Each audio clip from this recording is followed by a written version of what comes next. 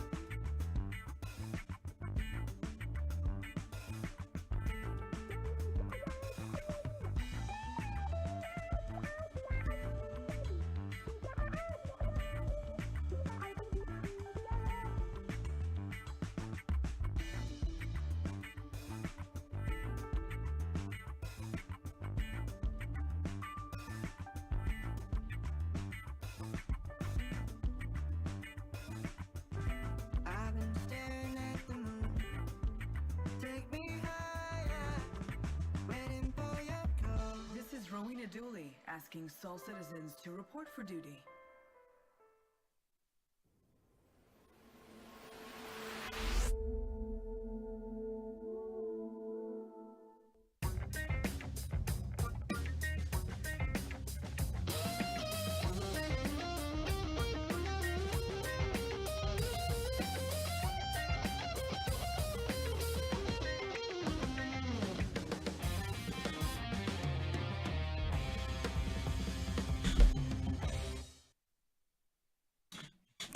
Hey, what's going on, everybody? Welcome back to Soul Voices. I'm Griffin Gaming RPG.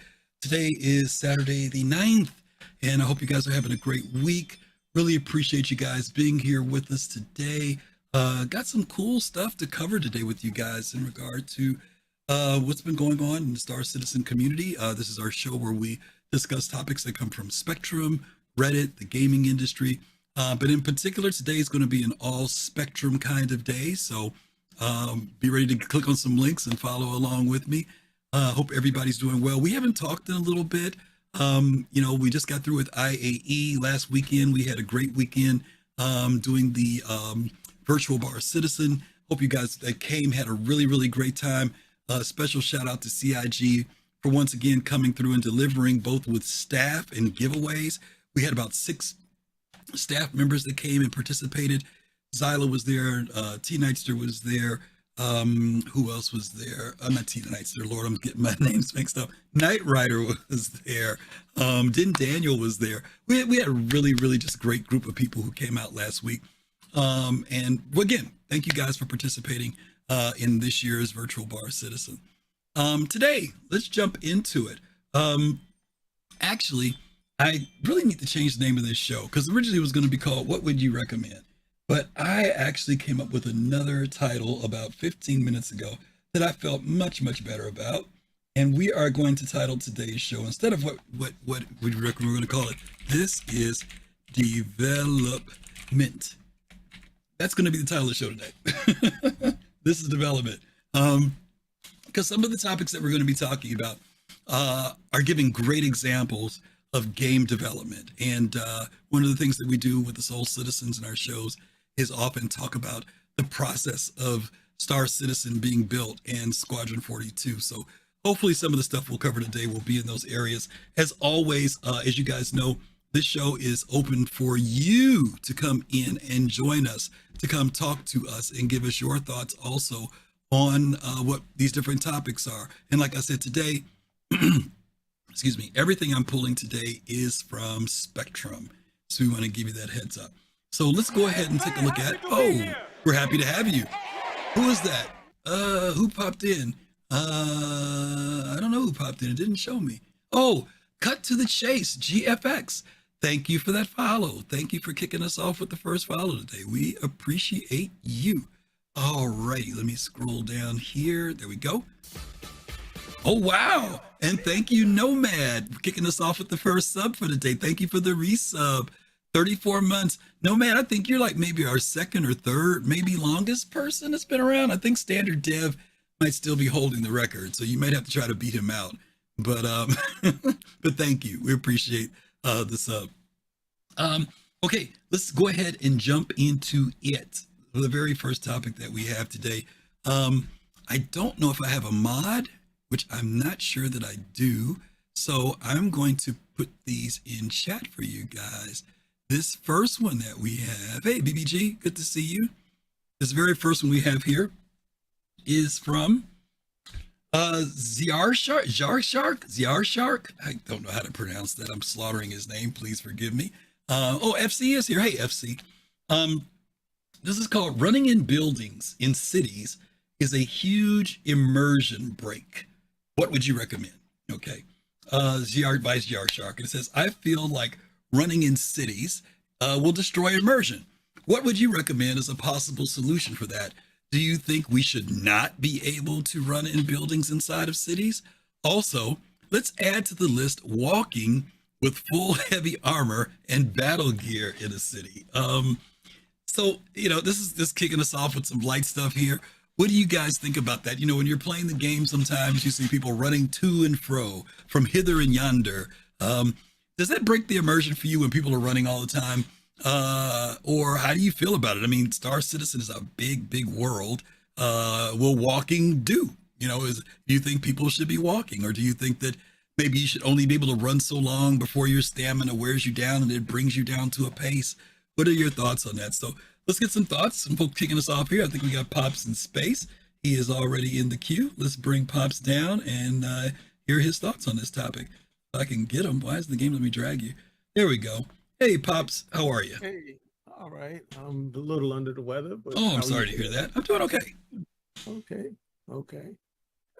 Maybe you can, I don't know. Okay, the question is running breaks immersion in the game. For this person, yes, for this person. Yeah, I do not understand that. Okay. And I don't get it. Don't run? Is it just that simple, or am I missing something? Well, what they're saying is in the real world, you don't run everywhere.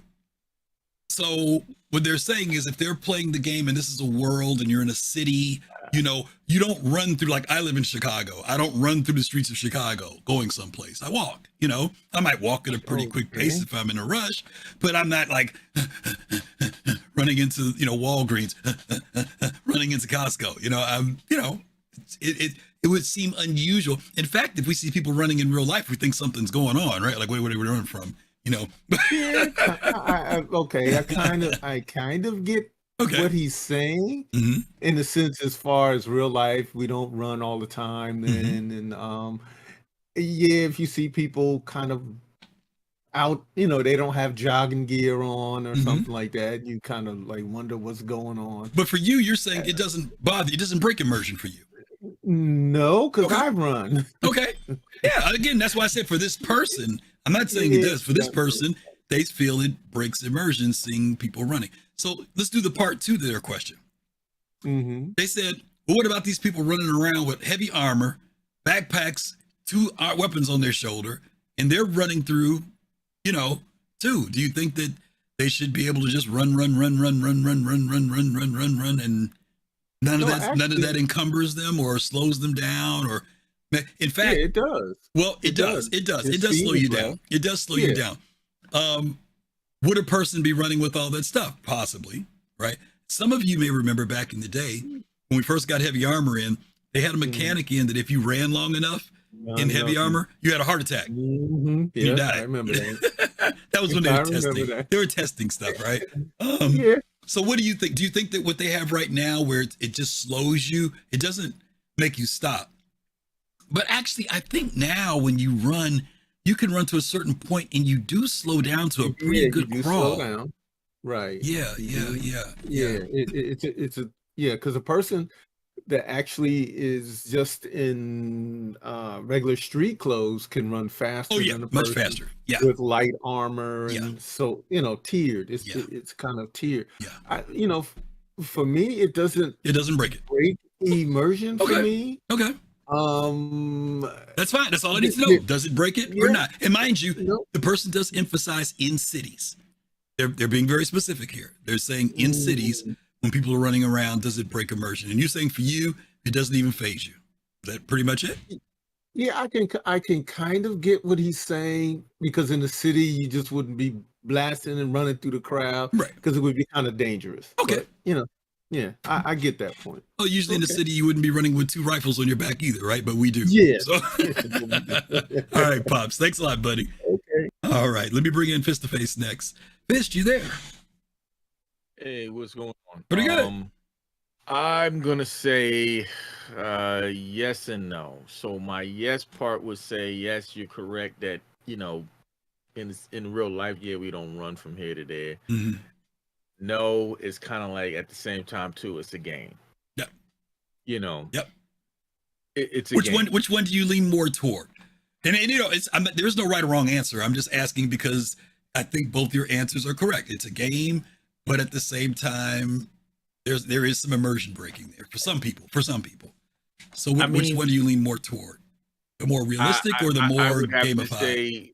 Okay, you know what? I'm gonna give it this. I'll give my take to future part of the game when the game is live. I'm not gonna give it to my answer to where the state of game is now. Okay. I would lean towards yes. Okay. That it breaks immersion. So you and I play a different game that maybe some of the people who are watching us don't play, where walking is like real life. Right. You know what game I'm talking about, right? Oh boy. Yeah. Mortal Online 2. Yes. Running in that game is like running in real life. It is not jump.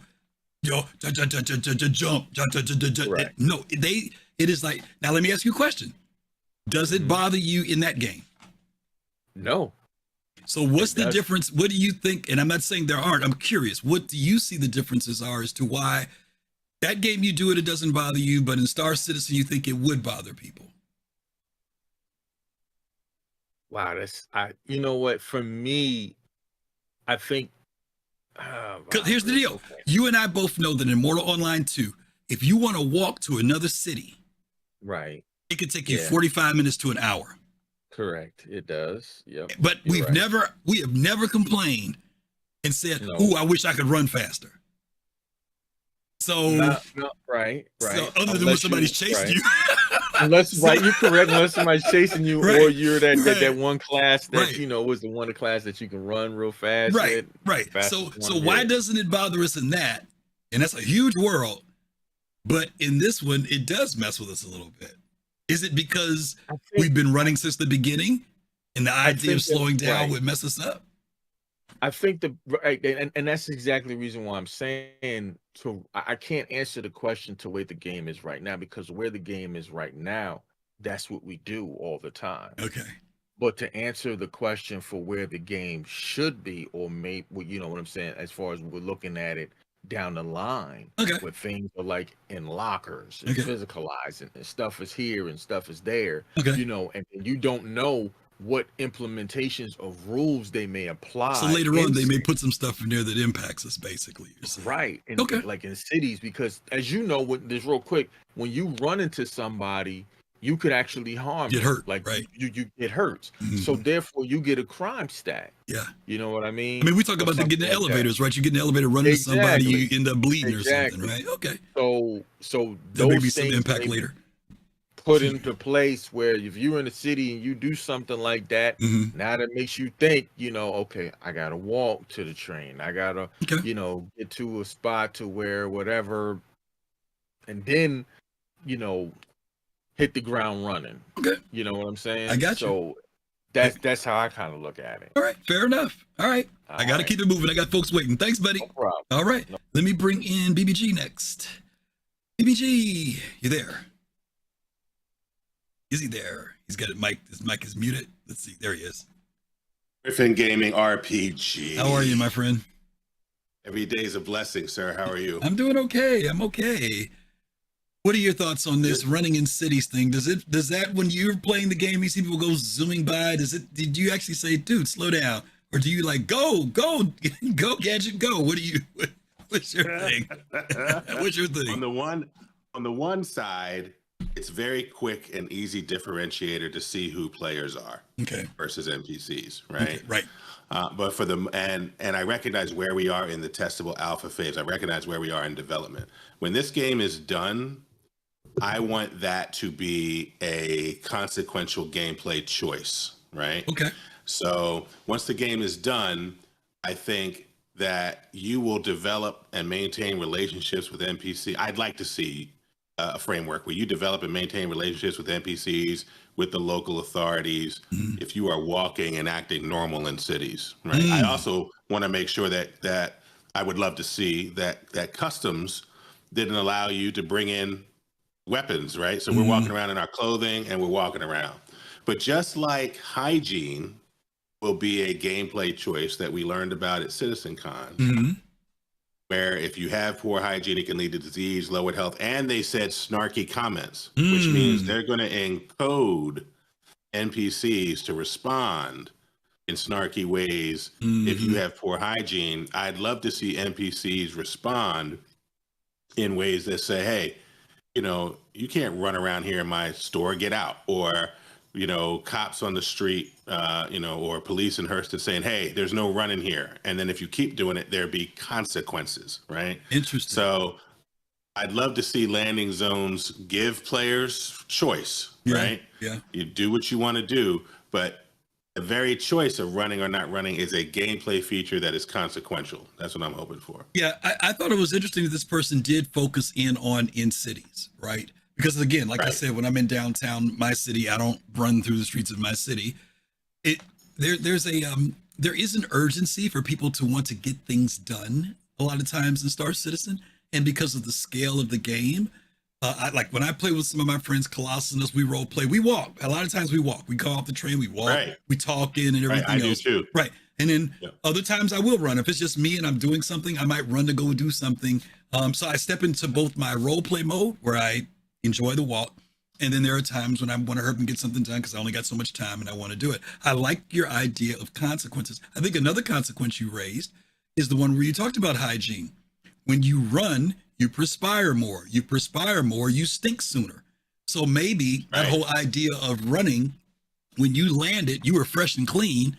But if you decided to run all the way to that weapon shop and you go in there, the guy might say, you know, don't come in here with that bad odor, or, you know, you stink so much, I got to charge you a little bit more. You know what I mean? It could be some pros and cons. Like that. It's that, you know what I mean? So, yeah, I like the idea of choices. And I think CIG is always talking about they want to give us choices. You're not locked into doing one or the other, but there may be consequences. We talked about this with picking up garbage. Maybe if you pick up garbage, you know, you get a discount in the city because you're a good citizen. But if you throw garbage on the ground, you pay 2% tax. You know, a whole bunch of things that they could come up with to make immersion and have the player step into it. But, you know, like you said, you don't want it to be so restrictive that people think there's some hard rule and I can't do, you know. Or only one way. Only one way to do it. Yeah.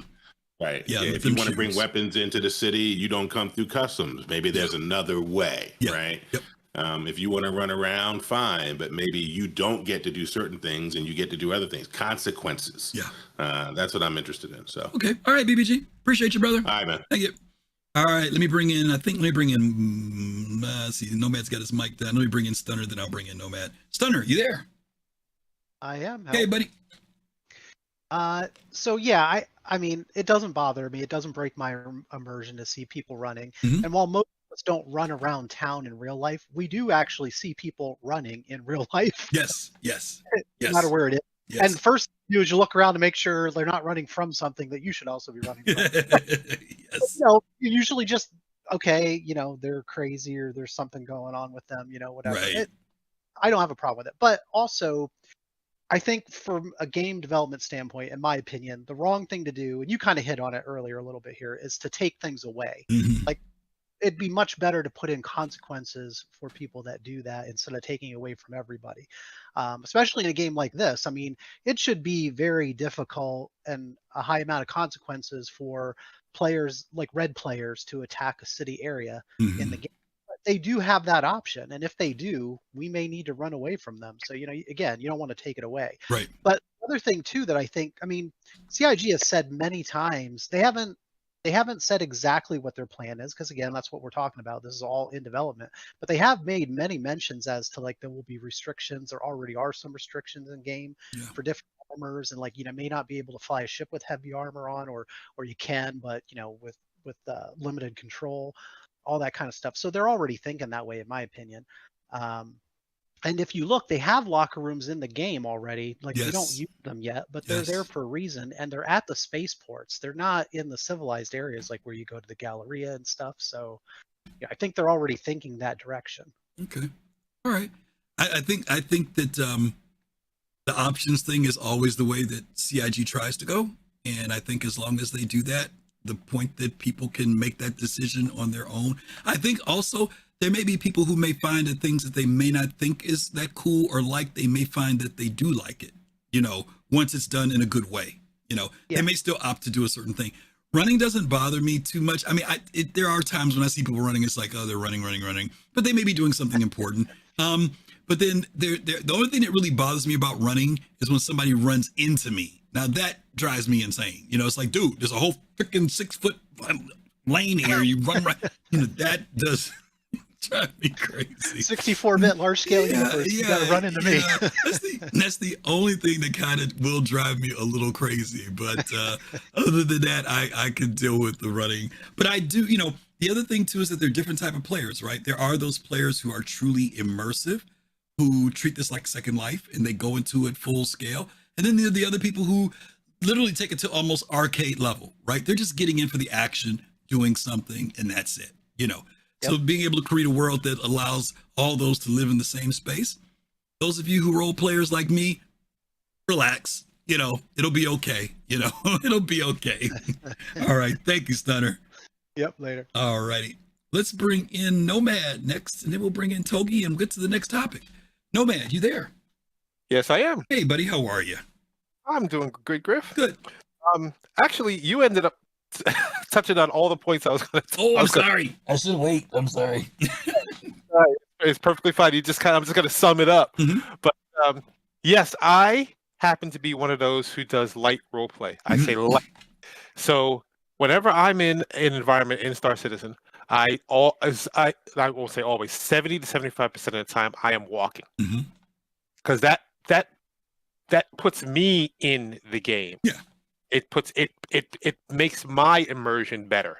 Yeah, you see guys running by. It's like watching people run red lights here in DFW. It's like, oh man, that guy ran that. 2 more cars just went through. It's like So you see these guys just running past. It's like, but I get it because people are just doing their thing and they're going from point A to point B. Now it changes a bit when because so many of the environments, and I'm talking about indoor environments in the game, are so vast. Like, perfect example is the IAE. You're walking across the IAE floor, and it's like, oh, I got to get to the other side of the floor, and I'm walking, and I'm walking. I'm like, okay, let me just get into a little bit of a jog to get over there. It's taken forever. Agree. Agree. But I would rather immerse myself, and I get to see things better. I notice a lot of more things when I'm not dashing past them. I see all these little details because I'm walking kind of slow past everything. So for me, it's my own immersion, my own light role play. I'm not running around inside a city, and I'm just gonna walk. That's just how I prefer to do it, but I can see how other guys would just want to get from point A to point B really quick. Sometimes I do it too, about 20-25% of the time. I'm like, okay, let me just get over there. But it's such a vast game. Sometimes you have to just run. But I make the effort to walk. Okay. Let's give everybody a safety tip too, Nomad. For those of you who fall through the world a lot, slow down. Exactly. No, I don't know how many times. Yeah, a lot of times people don't know that the LOD stuff's not loaded in, and like as soon as the elevator opens, you go flying out. And I'm sure some of you have had this happen before. You see the elevator open up, and there's blackness in front of you. Well, sometimes you may still see a graphic, but it hasn't completely loaded. So if you don't have a really good internet system and good computer and a whole bunch of other stuff, if you find yourself frequently falling through, but nobody else is doing it, it's probably because the loading is still taking place. So give yourself a second before you step forward and then you can run. Then you can run. Okay. Exactly. And then also the one quick more note is that, talking about people who run into you. You got the big, I don't know how many times this happens in IAE, this huge, vast floor, and somebody's running right at you, and then you try to dodge, and they just like, boom, and they're running full speed. Yeah. You could take damage. Yep, you do. Exactly. You take damage. Yeah. It's like, what are you doing? And it's really bad because I'm in civilian clothes and somebody's wearing heavy armor and they come plowing into the elevator, and I'm like, oh, dude. Yeah. I just left the hospital. What the heck, man?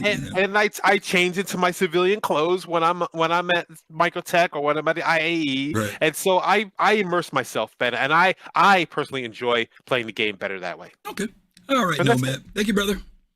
All right, last but not least, the one and the only Togi. Togi, you there? What up? What's up, my friend? What's going on? Oh, just having some fun. Okay, what you got? What? I agree that this is immersion breaking. Okay. All right. And if running in heavy armor is the antithesis of immersion, the maximum immersion is stripping down to your underwear and crawling everywhere. And that is what I'm going to do. I'm going to help Xarishark. And I vow and I implore everyone here for the month of December to do nothing but strip to your underwear and crawl everywhere. You remember when they used to do that? Remember when that used to happen? Like what do you a lot. Used to do that? I do that all the time. I'm not even kidding. I remember going into a bar one day. It was G-Lock or something, and everybody in there was crawling and in their underwear. And I just fell out laughing. I said, "Oh my god!" I haven't seen that in a while. Month of December, live in Chicago. I'm sure you've seen that in real life. Yeah, right. Oh, yeah, right. Yeah, not this cold weather, but yeah. Okay, guys, you heard it from Togi. For the month of December, it's streaking time. Okay, you streak. Okay, they make it as immersive as possible by streaking. Okay, all right, Togi. Thanks, buddy. As always, Togi bringing the comedy. Okay, gang. Good way to kick us off today. Really appreciate that. Let's jump into this next one. Again, guys, the topic for today is this is development. This is development. And this question is a development question. It's a question that, somebody's asking the devs, well, what do we think about that? Does it break the immersion? Chris Roberts is really big on the immersion thing, right? But to everyone's point, everybody said it, it's still a game when it's all said and done. So, for those of you, like I said, those of you who are here's the deal. People who aren't role players don't care about us walking. It doesn't faze them. They aren't even paying attention to us. But for those who do walk, we're the ones who are paying attention. So I would tell you, relax. If someone's running, maybe they had a phone call of an emergency at their hab, and they've got to run. So, don't let it stress you out. But I think that the things that are important, and Togi said this a second ago, things like heavy armor and stuff. Yeah, we get it. That makes sense. You're carrying, we know CIG has said that inventory locally on you will have impact on movement. We already see that happening in the game now. So it's not like they're just running, there is a balance that's going to take place, and it's going to get tweaked more as time goes by. Okay, let's jump into number 2 here. Here we go. Engineering. I like big ships, and I do. Okay, anyway, let's go to this one. Engineering gameplay on big ships. This one is done by Mechanized Jawa. Did I put his name? Yeah, Mechanized Jawa, or their name, because it might be a she. I don't know. Mechanized Jawa. Engineering gameplay on big ships. This is kind of a big one, guys. So make sure you click on the link on this one because there's a lot to read. Let me see here. Let me get this in ready because I got to do a lot of reading this time. Okay, so after looking for every bit of information for engineering I could find, the current direction seems like, despite CIG's best efforts, this system is going to end up being more of an annoyance than fun for owners of big ships. For one, ship battles don't tend to last long enough for someone to run around the ship fixing stuff in real time. They are usually less than a few minutes long unless it's against a player, in which case it ends up being a lot of running and re-engaging. Even with the coming of master modes, disengaging mid-fight to make repairs is going to be even harder and even less successful against players. It seems like you're basically just going to be a sitting duck, quote unquote, while someone is trying to fix your power plant or quantum drive, your QT. The second problem is profitability. It's already enough of a struggle to convince a bunch of people to do the same mission, let alone play as a crew, as most people want to fly their own shiny new ships. This combined with the already not so great mission rewards will make hiring a crew out of pocket unnecessary. And in my experience, most people don't move for anything less than 50K an hour plus split of whatever profit, which means the owner will always operate at a loss. Is that right? Okay. I'm sorry, I didn't change the page for you guys. Sorry about that. An example would be manning up a player hammerhead crew is a minimum of 6 players if you don't use the mostly useless rear turret. Add in the need for at least a 2-man engineering team, you're up to 8 players. If you're doing an ERT group bounty hunting mission, the payout is 90,000 AUEC, which is only 11,025K AUEC per person. This is not enough to motivate actual players to be a quote-unquote crew. So now the owner or organizer has to supplement the low pay out of their own pocket. The minimal value, in my experience, being 50K a head, which means that the owner will be operating at a loss of 399,988 AUEC. My point being, change one more page out. My point being, rather than adding more problems to force multiplayer crews, is that you need more positive incentive, meaning profit, to give people a reason to form a crew rather than struggle it out solo just to make some AUEC. So far, this is the simplest way to state primary concern of the thread that was listed by this person. Then they reply, why would I fly your ship when I can fly my ship? What is attractive about playing a support character in your story when you could be the main character of my story? So, okay, that's it. All right, gang. Let's get some thoughts on this one about the engineering gameplay on big ships. Let me bring in, let's see, we've got ODZ. I don't know who came in first. Let me bring in ODZ first this time because he hasn't been here. Odie, are you there? Whoa, I didn't get him. I missed him. Hang on, Odie. There we go. Odie, you there? Yeah, you got me. Can you hear me? Yes, sir. Okay. This question is, I don't know if this is the first time this person has ever played like an alpha because it doesn't sound like it. Okay. I think they've only played release games because all their complaints are alpha problems or development problems, I should say, because everything they're complaining about is part of a development. I mean, the fact that they were saying, well, first of all, payout is too low. Well, yeah, it hasn't been balanced yet. Right. We don't even have quantum yet. You know, the other thing they were complaining about is the fact that they're saying, you know, why is it going to be so tough for people who have large ships? There's a literal reason why they are different tiers for the different roles you want to, you know, to do in the first, right? So you can have a small ship if it's just you, right? If you have more people, then you can get a larger ship. I don't understand his point of view or their point of view where they're saying, okay, if you have a large ship, engineering gameplay is going to be annoying for you. Yeah. If engineering gameplay is annoying for you in a large ship, my guy, use a smaller ship. Yeah.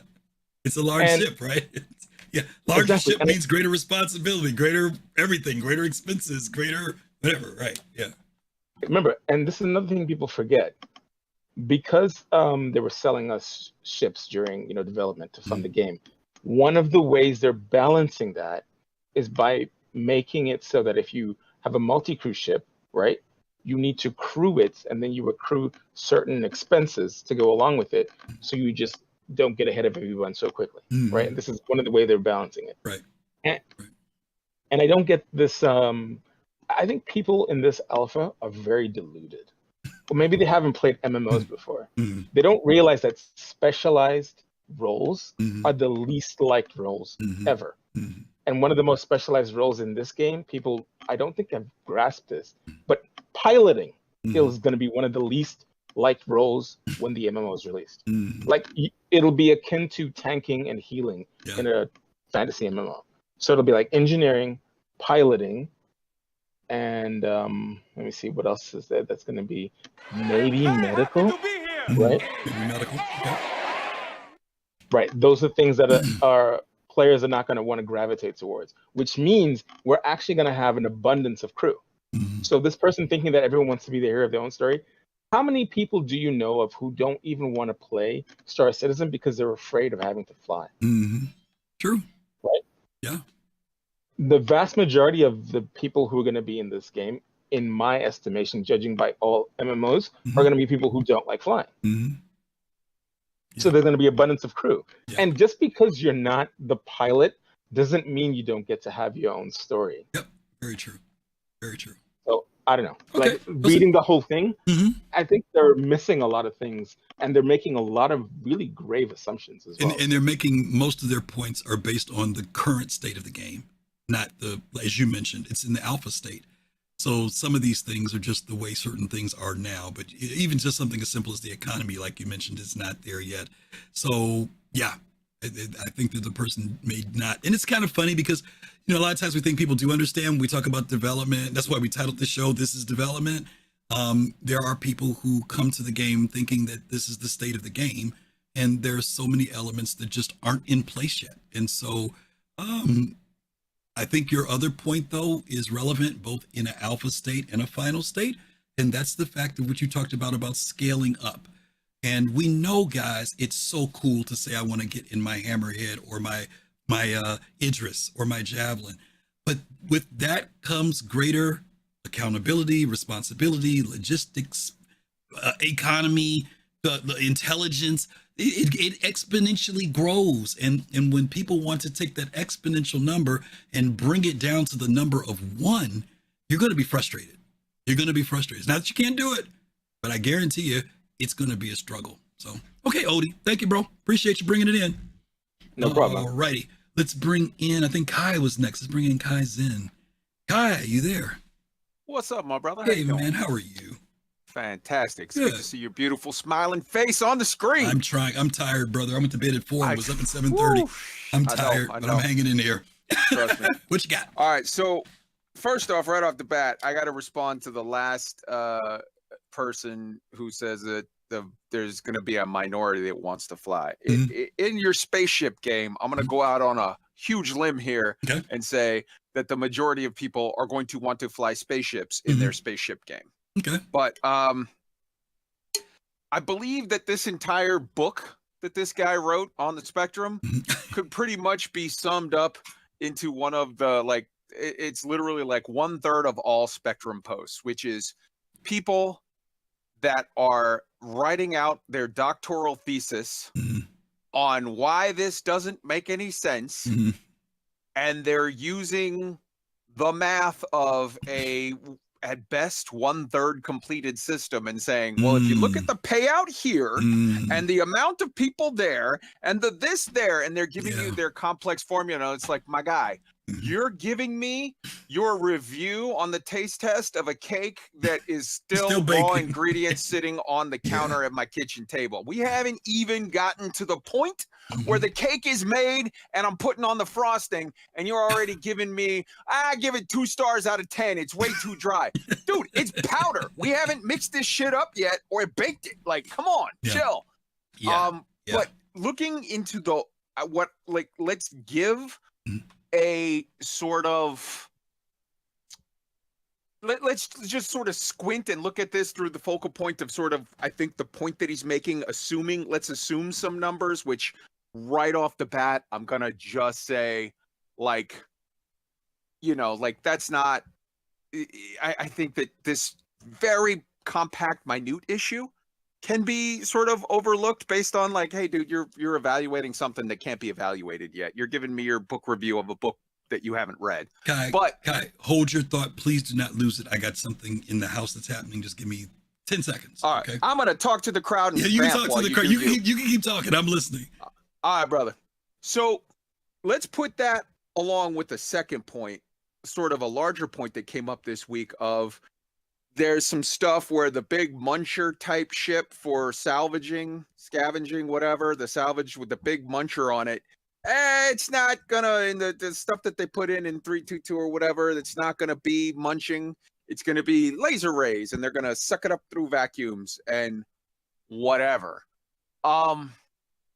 Like, sometimes you have situations where, and this is part of development, this is part of as long as CIG wasn't making any real progress and they were just constantly whiteboarding shit and was constantly just saying like, well, in the future, someday it could be this, or it could be that, or it could be whatever, then you get into a situation of like, you can be all things to all people. You don't have to make any compromises. You don't have to make any hard choices. You don't have to make any actual development decisions, which leads you down one path, but cuts off 19 other paths. They were able to just be this pie in the sky bullshit, sort of like, hey, it could be anything. Who knows? And now they're getting to the place with some of this stuff. And it could be with the salvaging, losing the muncher, or it could be with problems of, hey, trying to do something with a large crude ship is a problem, or this, that, and the other. And yeah, you're going to get into situations where you're going to have to make decisions when you actually implement some stuff, and it's going to make some people unhappy. Yeah. And I think that down the road, you are going to actually have some tension between the customer base of this game, where everybody wants to fly, and the customer base of this game, where everybody wants to fly big ships, and the reality of the game, where what is the video gaminess of it, where one guy can have a floating city and be, you know, all powerful because he spent $10,000 on his credit card, versus the sim part of it, where you need a guy carrying, you know, you've got Chief O'Brien. When there's a battle going off, he might be crawling through Jeffries tubes and trying to reconnect conduits and trying to divert, you know, shut power to blah, blah, blah. Right. Yeah, Crewman O'Brien, at that case, Engineer O'Brien, he's not, the camera isn't on him. And I think a lot of times in video games, people have main character syndrome, where they have to be the white knight. They have to be the hero. They have to be that guy. Let me jump in on that, because there are plenty. I was thinking when I read this, there are plenty of examples of those. What do you call them? They're your sidekick, right? Yeah. Who is just as integral to the story as the lead character. And there are plenty of people. Like, I'm one of those people that if you said, Griff, let's go out and do such and such, I will probably say, you want to fly? Before I will say I'll fly, because I'm one of those people that wants to come and be out there. The other thing too, I think, was going to balance both what you and Odie were saying. Odie's saying he thinks there'll be more crew. You're saying there are going to be more people flying. I think what the hybrid will be is that there will be, everybody will fly there, obviously their starter, right? Their fighter, things like that. But once you start moving into the freelancer Connie mode, you're going to have some people who, probably the bulk of people, may be pretty comfortable there. But once you start getting into the larger scale ships, I think that it's going to be the risk versus reward will say, if this is something really dangerous that we're doing, do I want to risk my ship being the one that gets jacked up, and if it gets damaged or needs repairs, I've got to eat that cost, or I've got to wait 2 days, 3 days to get my ship back. But if Kai says, hey, we can take mine, I might default back and say, sure, let's go in yours. You know, that might be the balancing factor. But there are some people, like you said, that no matter what, they're always going to be the one in that pilot seat, where I'm the guy who is like, dude, I've got the ships there if we need them, but I'll gladly crew on your ship, you know? So we'll see, you know, where this lands. The engineering dynamic is going to be, I know there are a lot of people who are nervous about it getting too deep, because that's what generated this question. Then there were some people saying they don't want it too simplistic, and CIG is going to have to balance out, like you were saying, the gamified side of this versus the side that makes people feel like what they're doing is meaningful, you know. And the next topic that we're going to be talking about was salvaging. The same topic comes up again. But we're gonna hit that one in a minute. Sure. But anyway, let me move on, because we got some other folks here. Thank you for covering for me too, by the way. I appreciate it. Okay. Anytime. All right, buddy. All right, let's go ahead and bring in the next one. I think it was Pops. I'm sorry, guys. I had to step away. I had a contractor here. Pops, you back?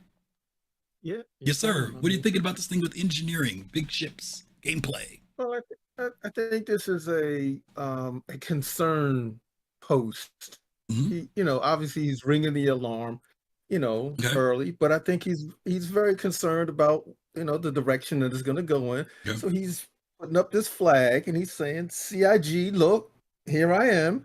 I did a little math, and I have some, you know, I have some concerns here. So Do you think this person's in an org, or do you think they're flying with friends? What do you think? With an org or friends? From the way his posts sound, it sounds like he's solo. Person. And I get his point where he's saying, I've got to pay this or that, because I look at it this way, if I have an Orion or whatever big capital ship or whatever we're doing, I'm going to be in there with friends, and this is my thought, that whatever profit we make, we split it. Whatever the cost is, we split it. I'm not really concerned that it is my ship, I'm the captain, because I can understand what O is saying too about flying.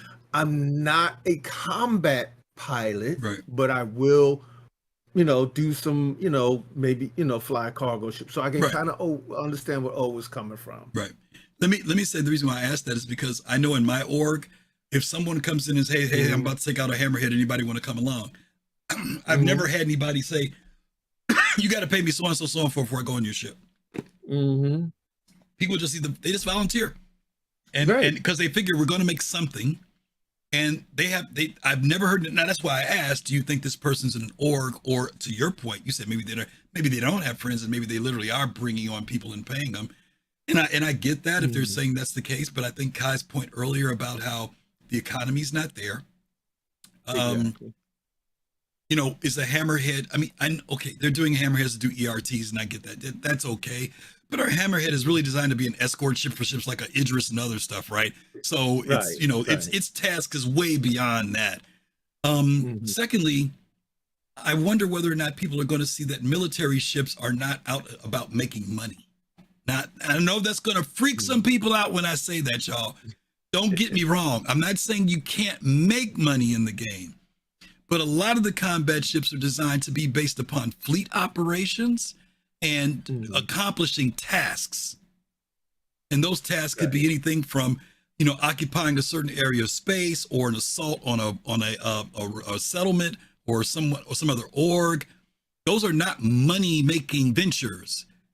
So that's why you have to fund a military, right? You have to drop money into military. So I think that one of the things that people may have to think about is, if you want to do things like, you guys know, like you guys always hear me joking around about my luxury stuff. And this is legit what I'm going to tell you what I do. My main account is my blue collar account. I do all my work in that account and make my money in that account. Then I transfer money to my luxury account, because my luxury account don't make money. Those ships don't make money, but I still have to put components in them. I still have to fuel them, have to do maintenance on them.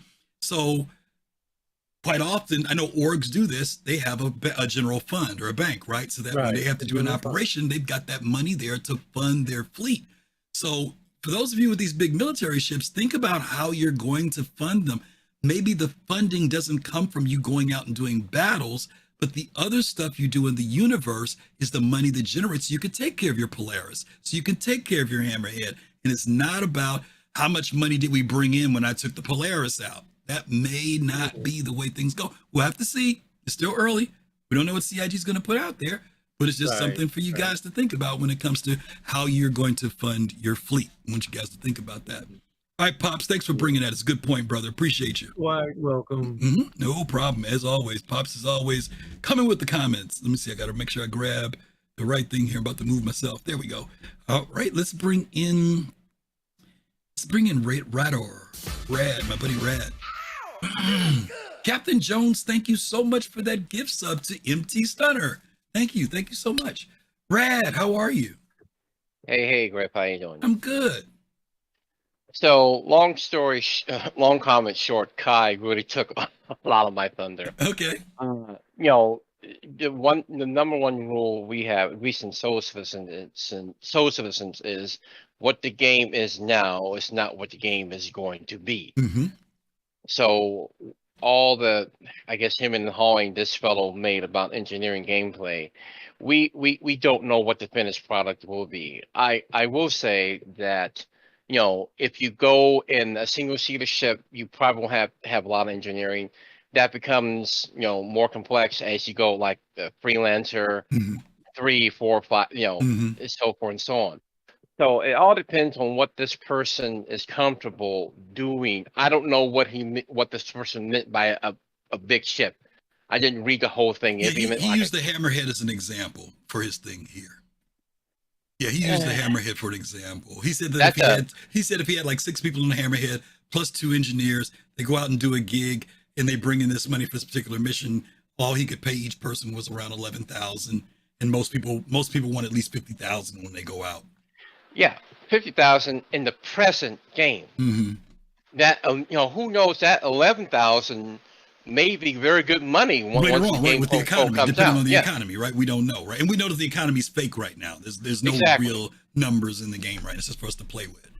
Yeah, exactly. And I think that was the point that Kai was saying about this being not even a half-baked cake.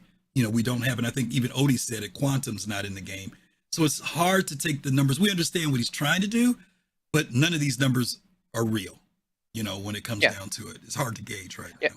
Yeah, and as for, flying, I have several big ships. Flying one of my own ships just doesn't really appeal to me per se. I would much rather be like Chief O'Brien or like Scotty, an engineer on my own ships. I don't give a damn about flying. Who cares? Okay, fair enough. All right, Rat. Thanks very much. You appreciate you. All right, let's bring in Jay. I don't think I've had Jay in yet. Jay, you there? I am. Thank you for having me. Hey, good to have you as always. What's up, buddy? So, a lot to say on this subject, but I will break it down into just main bullet points and just kind of fly through them. Cool. First of all, this is a game. It is for entertainment, not for... They're not making their living? That I can withdraw into my real life. That's not happening. Okay. So, the experience is the value of this game.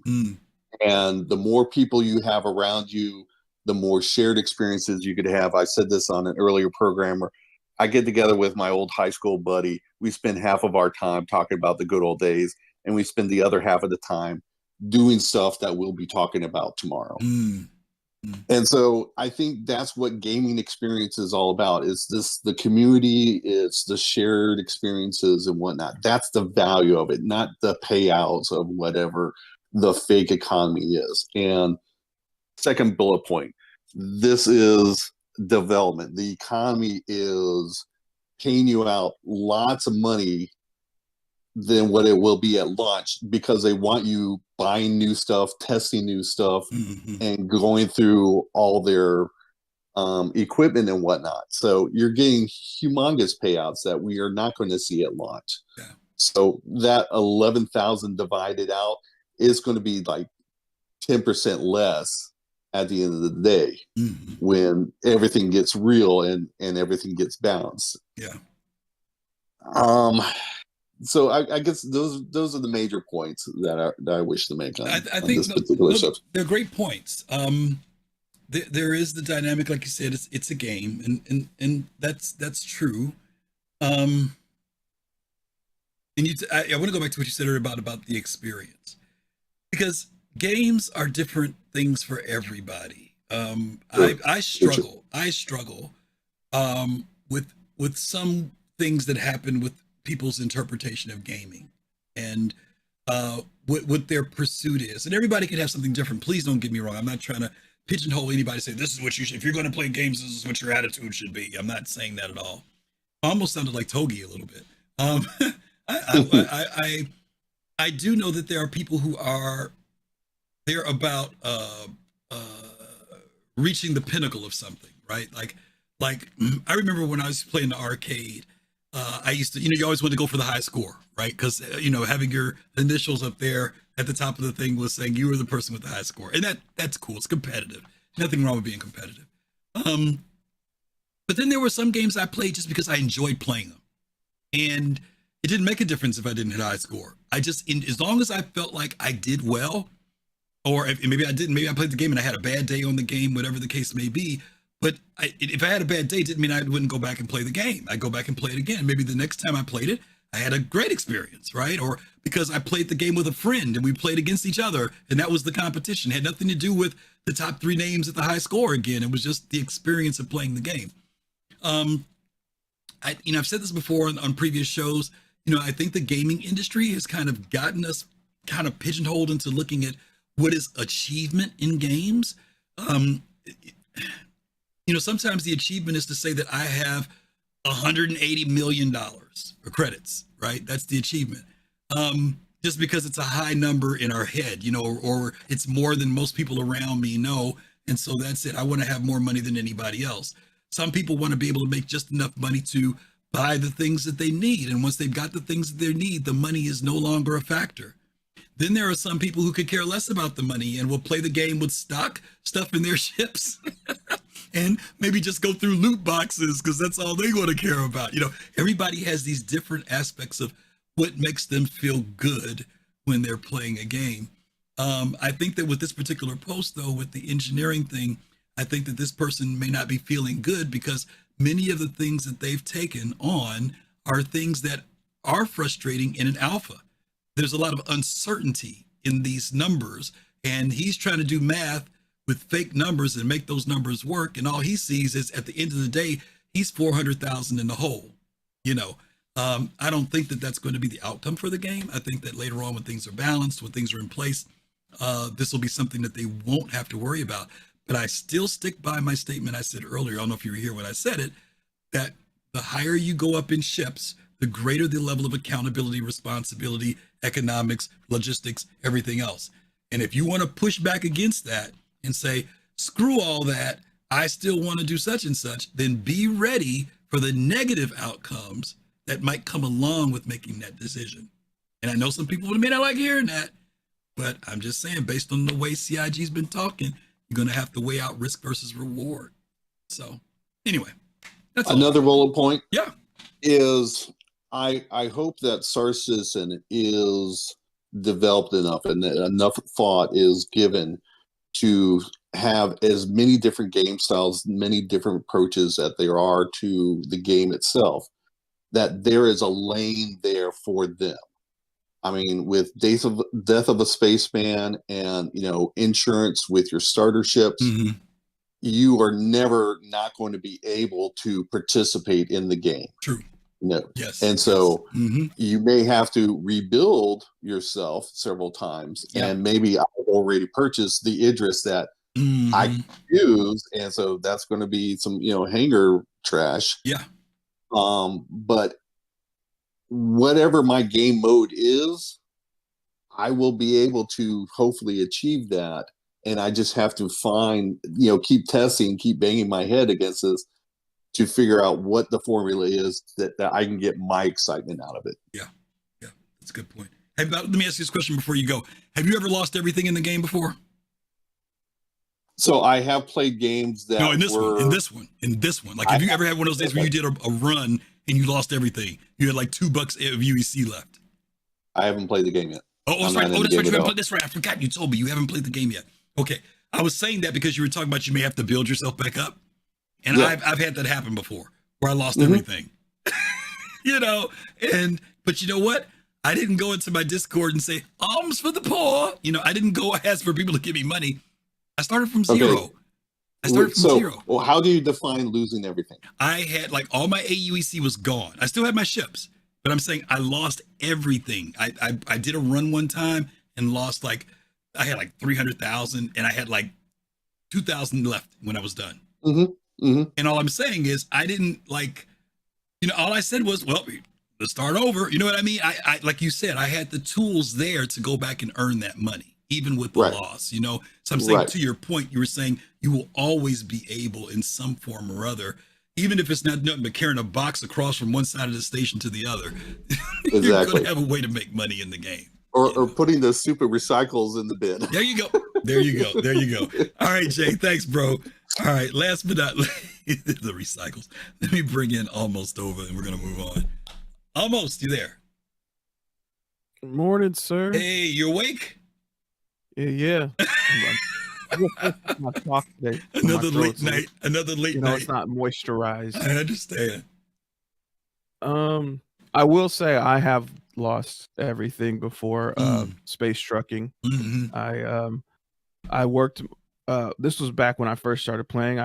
I bought my Connie, so I've always had a Connie since day 2 I started playing. And I slowly worked my way up, filling the Connie, doing runs, and then I bought a C2. I filled that up with literally every dime I had, and then I flew towards Hurston, and for whatever reason, my ship just randomly exploded, and I lost everything. And I had to start all over. Yep, I lost mine on a 30K. I get it. Yeah. Oh, mine wasn't a 30K. My ship just exploded. So I thought it was. I thought it was because I was boosting, and I was in the red, and I was like, okay, stay away from the red. Okay, okay. So to this guy's thread, I want to say first off, I appreciate him writing this thread out, because these are the same fears that I had when I first heard about how the mechanics of engineering was going to be. So I very much appreciate someone taking the time to write this thread. However, since I heard about engineering, I learned more and more. And what actually put me at ease, I noticed a lot of people are focusing on the money aspect of it, but it's more than that. He probably purchased a medium to large size ship, and he's looking at these ships that he has that he doesn't see how he's going to be able to function in them now. What put me at ease was when CIG said that you're still going to be able to fly these ships. It's just going to be a little bit harder. And then they explained basically that a ship that's new isn't going to have issues. So if he keeps all of his stuff spick and span, it's going to be harder on him. He's going to have to do a lot more running around. If he keeps his ships spick and span, he's still going to be able to fly these ships. Right. So they said that, and that's what put me at ease. So if he is watching or listening, that I want to say that to him. CIG said that they will, if you have newer components, you aren't really going to have any issues. So he won't really have to even worry about engineering, so long as he stays on top of it, right? Yeah, have it in the garage, wiping it with that wax cloth, just keep it nice, and you won't really have to worry about it. So that speaks. Go ahead. No, I was going to say, when you were talking, what popped in my head was those in Star Wars, you would often see when the ship was in the hangar, Chewbacca would be working on the ship while Han was away, and I was thinking about that's actually going to be the thing. A lot of us are so used to just jumping in our ship and going, right? But you will have to, the way you circumvent the concerns that he has in some ways will be to do that walk around on your ship, right? To check your components. Am I at 80% on this drive? Am I at 40% on this cooler? Before I leave, maybe, hey, maybe I've got some in storage. Let me replace this cooler before I go out, so I don't have to worry about the possibility of this thing failing, or if I get attacked, that it, one shot hits it and it's out. So to your point, things like maintenance, pre-maintenance can maybe help minimize, immediate maintenance that might be needed on your ship when something goes wrong. So I think you raise a really good point with that. I think that's a good point. And a lot of people are just going to have like just stocks of components, extra things. It would, because I mean, if you don't have, like, let's say you have a quantum drive that's got, it's like, let's say 10% of its normal. That's better than not having a second quantum drive at all. So I think people are going to have lots of these. Again, he's a person that doesn't have enough information. And credit to this show, he can see this, see this and get that information that he needs. But I think when the game actually goes live and people get a feel and understanding, he's making assumptions based off of something we just don't know. So once the game goes live and we feel and understand how the engineering is going to work, people are going to be like, okay, this is my to-do list. First off, I need to go out and make money. Second off, I need to go out and buy at least a B-class industrial components for all my ships or something. You know what I'm saying? Yeah, people are going to understand. Absolutely. Okay. That's my piece. Cool. Thank you, bro. Appreciate you. All right. Almost last but not least, we'll do a little bit of madness, and then we've got a video to watch. Madness, how are you? What's up, dude? It's been a while. How are you? Yeah, not bad. I've been playing a lot of Star Citizen, if I'm honest. It's been great. That's good. Always good to hear you, bro. Yeah. Really, really good. Really enjoying it. So firstly, I mean, honestly, this guy's an idiot. I mean, come on. He's an idiot. Sorry, it's a multiplayer game. It's a I mean, am I wrong here? It says it like it's a multiplayer. These ships are massive. They are multiplayer. You can't seriously tell me, like, if you're thinking, I'm just going to rock up in my Javelin and I'll be able to fly it and do it all on my own. Oh, the game, I mean, and not think to yourself for a second, even after all the explanations, did you really think that just like you're going to rock up on it and enjoy it? Get in a mall, mate, and find out on your own what happens in a mall, how good that is, that experience on your own. And that's not even a big ship. Let me tell you what I see happen quite often. I'll tell you a quick story, Madness. We had someone who came into our org. He was very excited, brand into the game, and he's spending money left and right. You know, almost every 2 or 3 days I'd come in, he'd buy something. This is like not when IAE was going on or anything. This was like during just those general random times, right? So he had spent like about $700-800 within like, I think he hadn't even been in the game maybe a month, and he'd already spent that much money. So we're having this conversation. Slow down. There's plenty of people here. If you want to try out ships, you know, but ask somebody. People will let you fly their ship. You don't have to spend money. You can earn it in the game. It's not like the old days. This is what he actually said to me. I came in one day, and he's mad. I could tell he was upset. I'm like, what's going on, dude? What's wrong? Oh man, I bought that exploration pack. Man, I'm really upset about it. I said, well, why are you upset about it? And he said, this is what he said. Well, yeah, I saw that Carrack. The Carrack. I really like the Carrack. I said, yeah. I thought I could mine in that thing. Right. I mean, wait, he bought the mega exploration pack, the mega exploration pack, the $1,700 pack. And he bought it because he saw a Carrack and thought that he could take it out mining. There's so many people who have bought ships in this game. They see it, and in their mind, they say, this is what I want to do when I get that ship. And then they get it and find out that it's going to take, like you said, a little more. And then they hear the people who will tell them, they'll hear conversations about, I'm going to go out and solo when I get my NPCs or when I get my blades. And and again, this is all tech that we don't have. We don't know what the final result will be. We hope it'll do some of these things. But a lot of people have bought things thinking that that's what's going to happen.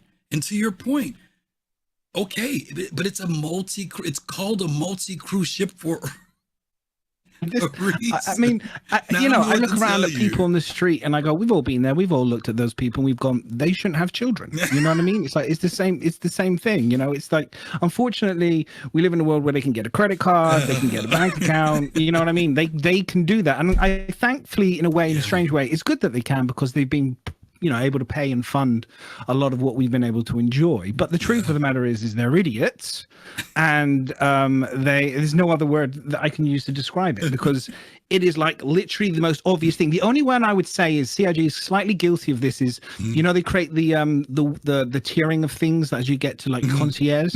Like they create a whole group of people who put you in a safe little name, give you a little title, and then you can go onto Twitter, and then everyone will pat you on the back for joining this club and spending this money and making you feel safe, because reality is you've immediately got buyer's guilt, you immediately feel bad, and you immediately go, oh my god, if my wife knew that I spent £3,000 on a computer game, I'm dead.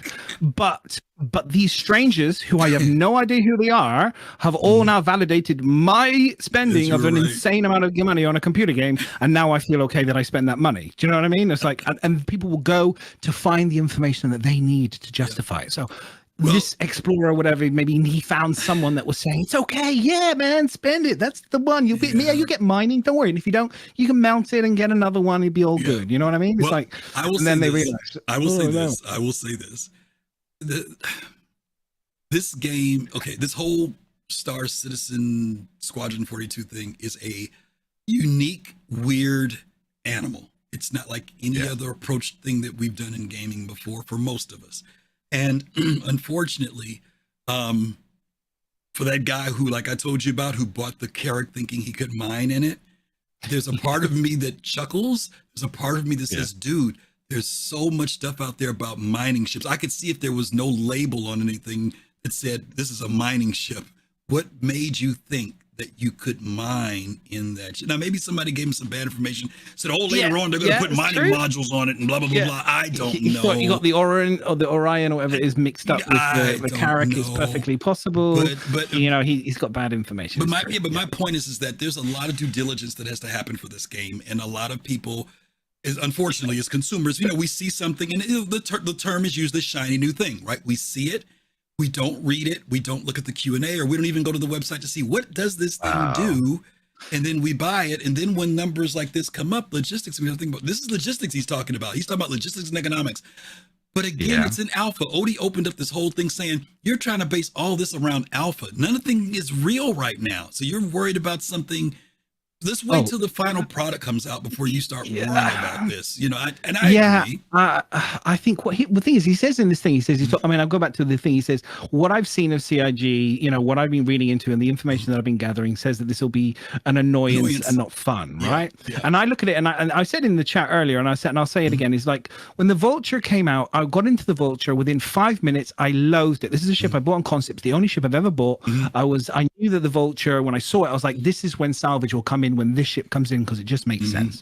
This is the one for me. So I got it, and it finally came in, and I got it in 5 minutes in. I loathed it because I had to get out of the stupid chair every 4 minutes to take a damn box to put it in a back for no reason, because they thought it was gameplay. And I was like, CIG, no, you make it all eject out the back, and then the gameplay is taking all those boxes and moving them to my friend's ship, who's a Cutlass next to me, and we move them all. That's the moving part. That's the bit when we move all the boxes to my friends, and we then offload and make more money. That's gameplay for me. That's my view.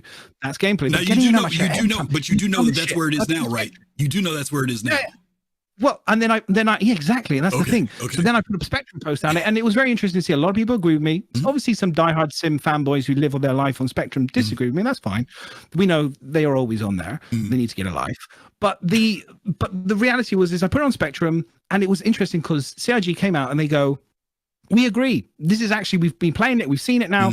This is not fun. But I didn't know the solution. I just was like, there's something about this ship that's not vibing. It's not right. They go away and they create the buffer system for the Vulture. The Vulture is freaking awesome now. What a phenomenal little solo. They absolutely nailed it. Now, it's slightly wrong for the bigger ship, and they'll need to go away and fix it. But those dudes there figured out something, and they got something, they added it. And so the reality is he's worrying about and stressing about it. And I'm like, dude, they'll get there. They've proven to me they'll do it. They've done it already. They'll figure it out. It's fine. Okay. Don't worry. All right, Madness, you gave me the entree for my next question, so thank you, because that's exactly where we're going to go, okay? Thanks, buddy. No worries, buddy. Madness, good old Madness.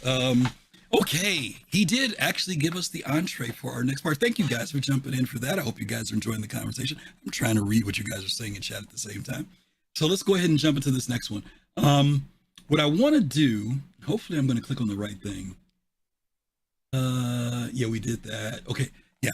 Okay. This is the next one. This is about Salvage. Now, you guys know Salvage has been like a hot topic recently, right? And many of you know that some of it has to come up in relation to the Claw, right? We used to have a wrestler called Baron von Raschke, and he used to have this thing called the Claw. He would, like, if you were wrestling with him, if he ever did this, put it on your face, it was over with. The wrestling match was over, okay? So we're going to talk about the Claw a little bit, but we really want to talk about Salvage. So some of you know that CIG released the next tier of salvaging. The first tier was when we were able to go out and strip the skin off of ships. That was tier 0 for salvaging. They put that on both, as Madness was just mentioning, they put it in the Vulture, they put it on the Reclaimer. And there was a game mechanic that we had to work with. But at tier 0, it was the whole idea of being able to strip the skin off of a ship and be able to create RMC, right? The material that comes off that you can use to repair things or you can sell it. So that was the first tier. After that tier, everybody says, hey, we want to be able to break up ships. And we knew that was coming. CIG says, we're working on it. Last year, we saw a video here. They showed us where they took an 890 jump and they did this thing to it. And it broke the 890 up into a zillion pieces. And if you guys remember, we actually had to sit there and watch it kind of populate all the entities in. It took a while for that stuff to finally come up. And then next thing you know, they say, hey, we're going to give you this new thing for the Reclaimer and the Vulture. And instead of it being the claw, which we had seen in their videos, would extract out, there were 2 different versions of this, right? One version was in the Vulture commercial, because me and Admiral Kusanagi and other people looked at this the other day. The Vulture commercial, we actually saw the claw come out like this and then go boom, like that, and grab onto some debris. And then many of us saw Star Jump Grimm's video when he did the Aegis trailer, where they had the claw come out and there was a dead vulture, and it grabs the vulture and holds it. And then if you look at for those of you who are if you go on live, mind you, you better go look at it now. If you go look at the Reclaimer now, this design is still there. The claw would come out, grab something, and then there are 2 laser arms that are boomed back like this, and they come out like this, and then they slice. They would cut up the frame of whatever it is, and then you would tractor that in, and that would go inside of the Reclaimer. And then you guys have seen in that back room, there's those grinders that are spinning like this. It would grind up everything. That was the general idea that we thought, was going to happen with this. Well, lo and behold, CIG releases this thing where now they're using this. I forget what the term is. We're going to watch the video, but they do this sonic thing that basically shatters and breaks up the structure of the frame of the aircraft, of the ship. And then those pieces are broken up into several pieces out there. And then after that, it puts on a disintegration beam. This disintegration field comes out and it shatters everything into small pieces. And then all that stuff gets sucked into the ship, still goes back to the grinding area and ultimately comes out of the back. Okay. So here's the question. Salvage, why is a solution needed before the end of the year? This is by Hulusi. Why not wait until the technology is ready to implement salvage? 3 years ago, I posted that switching to a date-driven release is a bad idea, and now we see why. I would prefer to have nothing rather than this salvage solution. Please bring back the claw and start on salvage when the technology is ready. When the date-driven roadmap, you can't push the boundaries anymore when you have to polish every 3 months just to keep a date. Okay, now, I'm going to put some stuff in here before we get into this one. This is an interesting post to me for a couple reasons. One of the reasons why it's an interesting post to me is this person is saying, why does it have to be rushed? Right? I prefer that to get a solution. Don't do a date-driven thing, because they mentioned about they want to get this out by the end of the year. We don't know when that was given to them, because this was said to them a while back. All they knew is that they said they wanted a solution at the end of the year because there was a problem with doing that thing with all the millions of entities out there, right? At the same time, there's another voice in the community that's saying the Reclaimer's been out for 8 years. It was announced 8 years ago, I think. It's been sitting in our hangars for 5 or 6 years. When are we going to get salvage? Right? When are we going to get it? And so there's one group of people who are saying, don't give it to us until it's finished. And there's another group of people saying, hey, this ship's been sitting too long.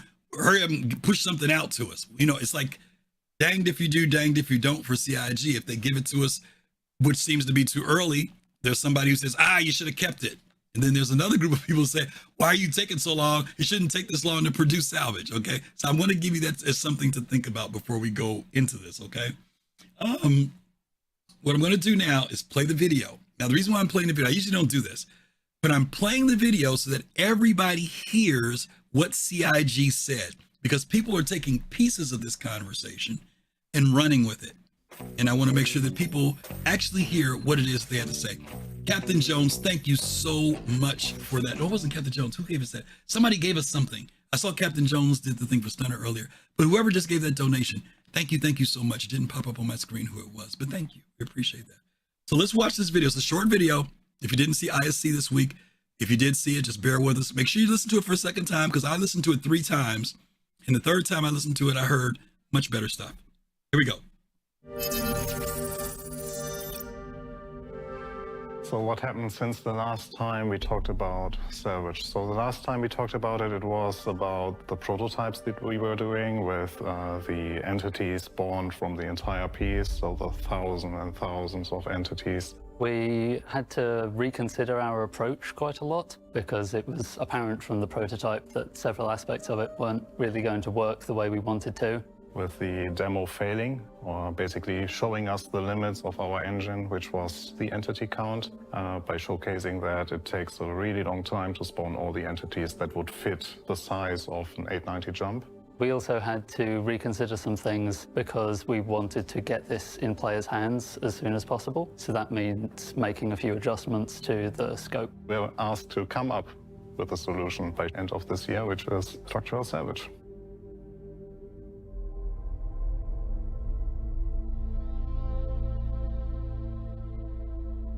Structural salvage is breaking apart various ships in order to break down the pieces into construction material, which then you can sell. So it's just removing stuff from the persistent database. So one of the challenges of developing a live game like Star Citizen is that we have to constantly be weighing up trying to perfect a feature, which could take years, or trying to get something playable in players' hands so that we can start getting feedback from it and learning from it and figuring out how it fits in with the rest of the game. So it was very important for us that we get some version of it out this year. It's not the full version yet, but it's a good first step that allows us to test the feature and close the ships that we already have, that are the Vulture and the Reclaimer. The new Vulture gameplay builds on what we already have. The idea is that you'll approach a wreck. We want to encourage you to use the hull scraping first, so you don't lose the RMC in the process. Which is higher value per SEU than construction materials. So the Vulture is equipped with a resonance field, which allows you to charge up energy on the target. Assuming that it's still in one piece, if you've not already blown it up with guns or missiles or something, you'll have to fracture it first. A fracture field is built up between the arms, but it's also projected outwards. Which will break it down into various parts. We wanted to make sure that the resonance field wasn't going to create opportunities for griefing, so we've taken the precautions a step further from hull scraping, which requires that the target's shields are off, to structural salvage requiring that the ship's power is entirely off. So it'll be quite hard to use that offensively unless you find a way to disable the target's power plant. And then you switch to the disintegration mode, which then disintegrates those parts and draws them into your salvage ship as construction material. Then into the grinder and then into the internal storage, and from there you can then move it out through the filler station into the cargo grid. The internal storage is one of the great additions we've made here. What that is basically temporary storage between you gathering the material and you putting the material into cargo boxes. You have more space inside of your ship, so when you now go back to the filler stations, instead of the material just being stored in the filler station, you now draw from this pool of internal storage. That is slightly bigger than the actual cargo capacity of the Vulture and the Reclaimer, so you can basically fill up your ship first. While it is still filling, while it is partly full, or when it is full, you have someone else or yourself go down to the filler station and basically convert everything or all the resources that you have inside the internal storage into the cargo boxes. The boxes come out automatically, so they deplete the internal storage, and you will be able to move those boxes around on the cargo grid. Which does really help with the player experience of the Vulture. A lot of people were saying was problematic because there was a lot of getting up from the seat, going back, and then going back to the pilot's seat again. So this is an improvement there. Once you've essentially got all of the stuff out of the filler stations, you'll be able to fly them somewhere and sell them. The Reclaimer gameplay is very similar to that of the Vulture, except that it's all done by the claw operator, who is the co-pilot seat. You may notice that the claw of the Reclaimer will look different. I think the art team did a really good job there. So we got the request to start looking at the structural salvage feature support. The feature team reached out to us and explained to us what they wanted to do and how it was all going to work. And obviously that means that from our point of view, there's a few things we needed to do. It's always had this kind of great big claw underneath it, underslung under the cab. And now was the time that we were going to look at it and kind of make that nice kind of feature of the ship actually function. Now we have the gameplay defined and redesign or revisualize the claw. We didn't want to just kind of start from scratch. We wanted to take the essence of the original, but rework it to a way that now made sense with how the actual feature works as a whole. One of the things we wanted to do was make sure that the claw was in the player view when you were sat in the operator seat. And because of that, we tried a few different options out with the claw kind of like facing forward originally, and then we kind of had it facing up. We wanted to have the hand of the claws actually upward facing so that we have it easier accessible by the tractor beam gunners on the Reclaimer so they can feed into the hand. But we realized with the updated position that is more forward facing, it makes more sense because weirdly navigate that the hand is below it, and with the tractor beam it still works. You will no doubt have noticed that we're no longer calling this feature munching, and that's because we just didn't have the bandwidth to support an actual physical munching action of the claw.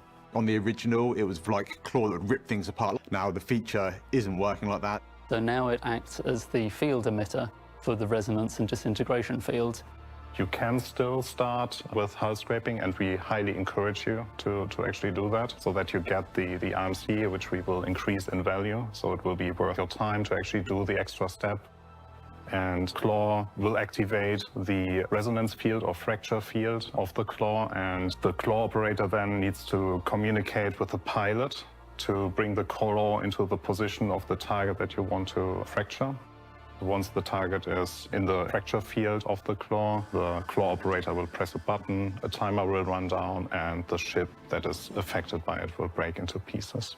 Currently, you're not able to move the claw around, but the remote turrets do have tractor beams on them. Not only you can hold the objects or rotate the objects with the tractor beams, you can now also pull the objects into the resonance field or into the disintegration field.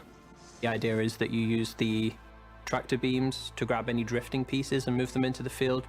And the next step then is actually converting those pieces that you just created into the resources that you want to gather. And for that, the claw operator will switch into the disintegration mode. Again, you press a button, the ship is basically heated up and then converted into a material. We needed a way of collecting all that material, and that's where we decided to take some inspiration from what we did on the Vulture. Between these kind of big emitters, we were still sucking in all this material, and that material was then being processed and ground up and kind of sent down to the main ship itself. And then directly moved into the internal storage of the Reclaimer. The filler stations in the Reclaimer have been changed as well because the Reclaimer is such a big ship, and having it just one SCU containers for like 360 SCU of space was laborious. To that, we also allow you to create bigger boxes now on the Reclaimer. So it's not only the 1 SCU boxes that you currently have, but it's 1, 2, we don't have 4, but we have 8 and 16.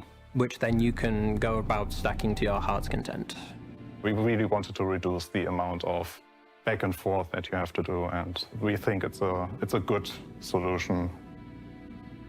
One of the distinctions with the Reclaimer, though, is that it can break apart basically any size target, whereas the Vulture is limited to only up to a certain size of ship. So currently, anything above, I think it's a Star Runner, can't be fractured by the Vulture, which is something you would need the Reclaimer to fracture. So if you can find one of these big wrecks, obviously there's a lot of material to be gained from this, which means obviously more SCU to be sold at the end, which is vastly more profit.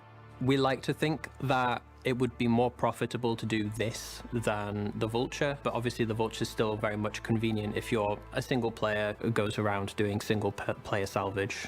We're still very interested in enhancing the destruction side of structural salvage, more similar to what was originally conceptualized with munching, but we're going to have to wait for Maelstrom to be more fully realized before we can start experimenting with that. So we've done a few things to improve the quality of life of salvage in general. First of all, the Vulture has some interesting features that you can control each of its little salvage arms independently, so that you can hold onto a target with a tractor beam. Some of the elements that you will have in front of you, the sum of all the pieces that you will have in front of you, will be too much for your cargo hold.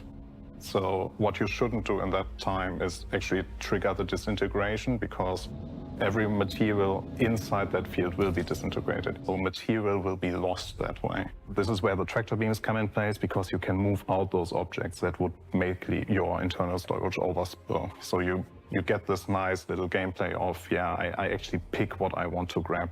We also already in slight update to the crafting that we have in there.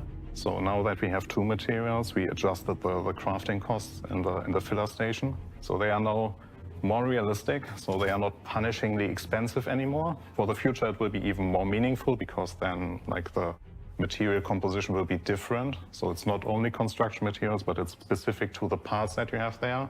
But that is for the far future, so it's not for now. One of the most prominent quality of life features is the changes to the filler station on both the Vulture and the Reclaimer. They now have the option to set the filler station to auto-eject mode, where it will just repeatedly eject the last selected crate, which lets you rapidly unload the internal storage into cargo boxes, as long as you're quick enough at putting them on the cargo grid. Releasing Structural Salvage in 3.22 will give players an opportunity to play it and start giving us feedback on how we can continue to build on it for the future.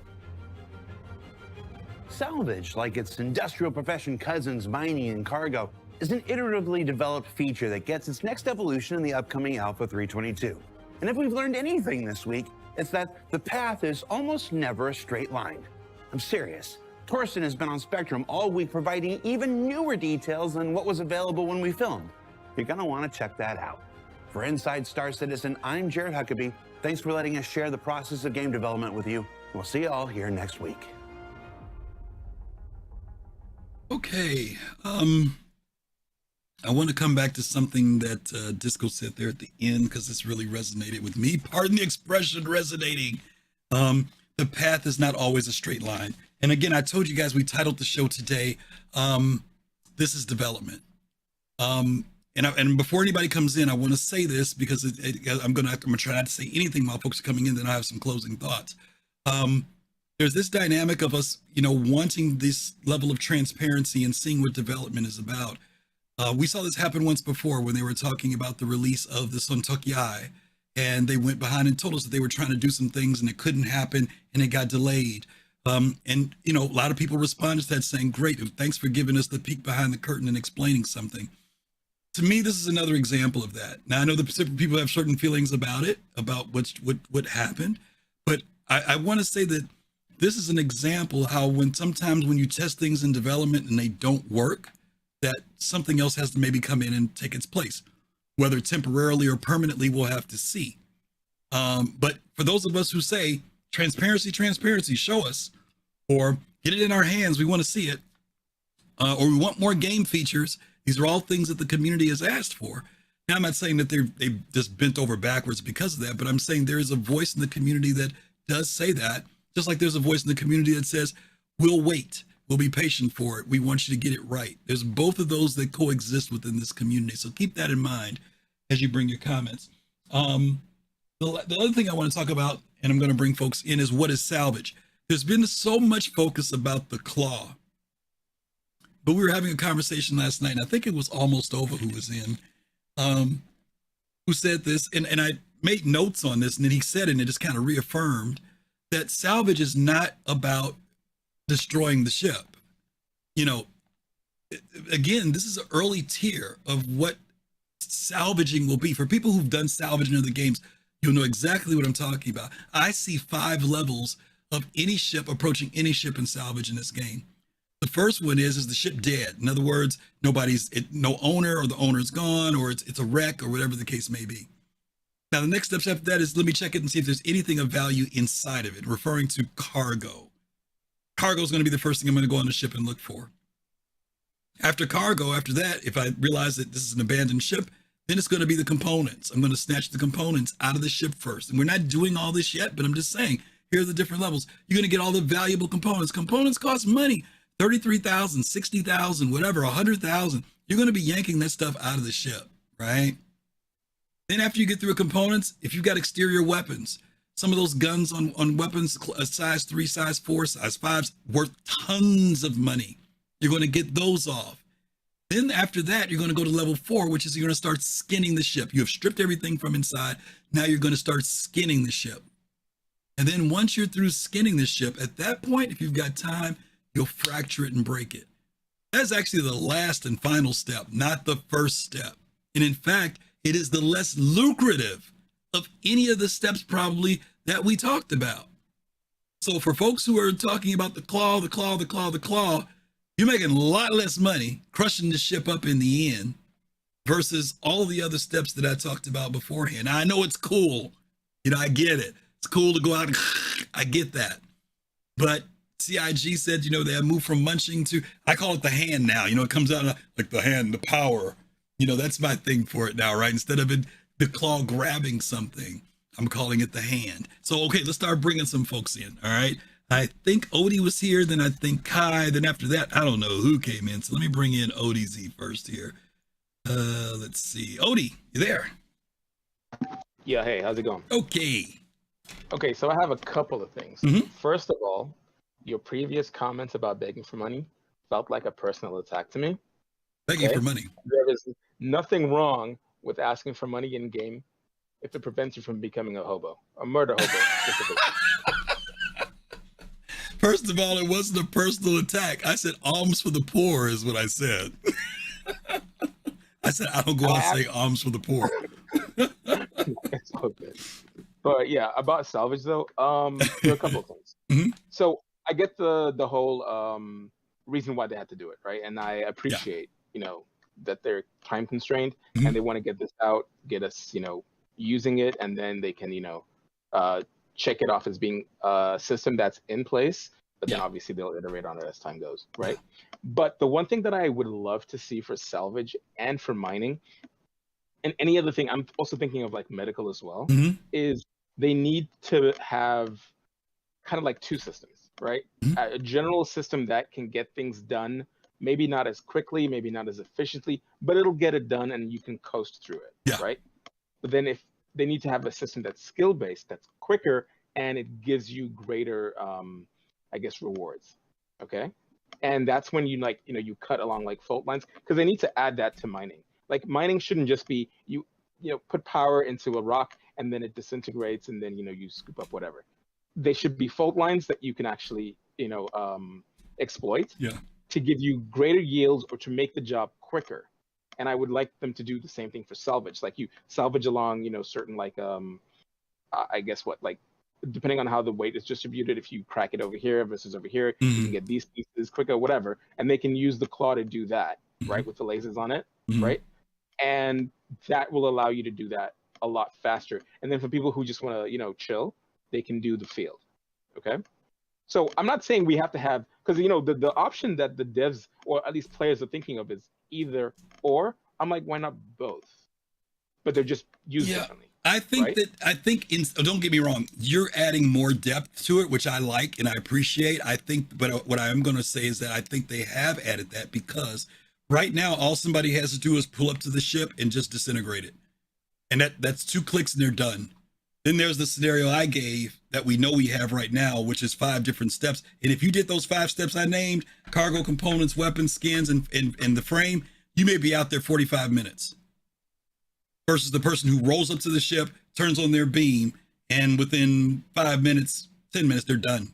I think that option for shortcutting and long is there, but I like your taking it, like you said, another tier for those who really want to, like, the person who's really into salvage, right? They want to go deep to get more money, bring in more revenue. I'm not against that. But I do think that they are providing options, because mining's the same way. If you don't want to use consumables and components, all other crap, you just want to hit a rock, you limit yourself. But if people don't want to be bothered with going that deep on mining, they don't have to. But if there's the person who wants to grab every freaking consumable and everything and the thing that you stick on it, they can do that too. Go ahead. Yeah, and that's the other thing I was also thinking of too, is like, you know, they need to, personally, the way I see it, unless they're going to change the claw, they need to actually have it physically do something, like in the end, you know, because the way they have it right now with the resonance beam makes sense, right, for getting it quick and dirty, but it doesn't make sense, you know, to your eyes, because the thing about the game is it's asking us to suspend our disbelief, right? And if you're looking at a claw, you think that a claw should do claw-type things, and the claw currently is not doing any claw-type things. And not only that, I think the way that they've also done, you know, how they create the sludge, that's what I call it, right? It's too small. Yeah. Because it makes you want to see using some the grinders chunks. Yeah, you want to see some completely chunks redundant. going in. Yeah, I agree. Yeah, I would rather so I see think some they chunks need come in. You know, like I don't know if you ever saw like the what do you call it, the salvage dock that they had, where they were going to have like lasers progressively break down things for the vulture, right? And then at the end it gets like, they should just do that. I mean, I can appreciate they didn't have time and the resonance field is quicker and dirty or whatever, but I would still like the resonance field to stay there, but they need to increase the time it takes to disintegrate. They said they're going. They said they're going to do that. The bigger the ship, the longer it will take. So they are going to do that. And oh no, I mean relative to the lasers that'll actually cut things up. So the lasers cutting it up should be quicker for sure. That way you get in. You know exactly what you're doing. Okay, I'm going to take this part here. I'm going to use my tractor beam, bring it in at this angle. Cut. Goes into the grinder. You know, I get my box in the end. You should be quick and dirty. For people who just want to chill, do the resonance gameplay, you know, have fun, have at it, right? And then I think the last thing is, well, not the last, second last thing is, you said that you think that munching should not be as lucrative as house scraping. I don't necessarily I didn't say I didn't think it would be. I said it isn't. The way they set up the economy on it, it's not. Yeah. Currently it's not. But I think the one part that we're forgetting, which is another reason why they did the quick and dirty way as opposed to doing it physicalized, is we need a way to destroy entities. Right? You know, if it's valuable, then that'll give reasons for people to destroy it, basically. Right. So we actually need to destroy all this stuff. We can't just leave it out there. And they need to give incentive to people, because this is the problem that I thought that they might run into, right? So if you were to go to you get a contract, you go to the salvage thing, you break it down, right? But then you leave entities there. They need to make sure that you get everything, because if you don't, then those are entities that'll build up over time that can't get deleted, because people have to actually go out there, find them because of persistence entity streaming, and then destroy them. You know? Yes and no. They are going to prioritize entities in the universe. So eventually your wrecked ship will disappear at some point. What that time frame is, we don't know.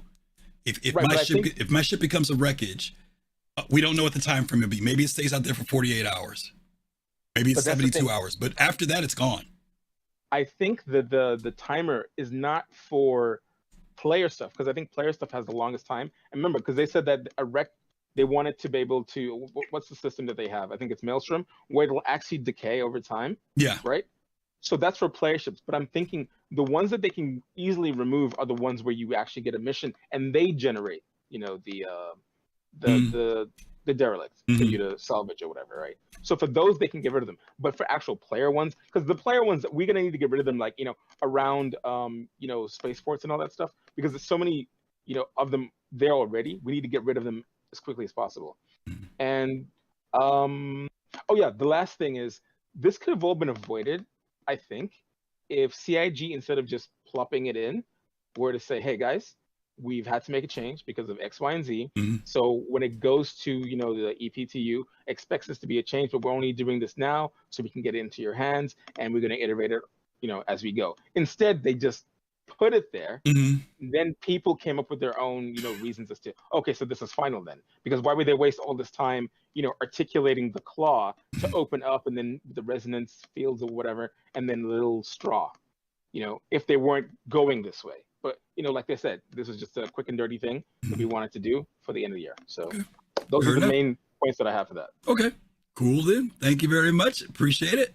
Let's bring in, I think it's Kai was next. Let's bring in Kai. Hi, you there? All right, first I gotta correct your misinformation. So the Claw was Baron von Raschke in the Northern Circuit out of Minnesota, and they sold the same shtick in the Southern Circuit in Texas. It was Fritz von Erich. Are you serious? Neither of these pro wrestlers, neither of these guys were actually German. They were just it was a made up bullshit. Yep, it was. They were regular guys, right? I know. And they were. I know. One was like Hungarian, and the other was like Canadian. And yeah. But you remember that? Yeah. You remember that? The Claw. I got you, brother. I got you. All right. So this is what I was starting to talk about before. Yes, the Claw, the Iron Claw.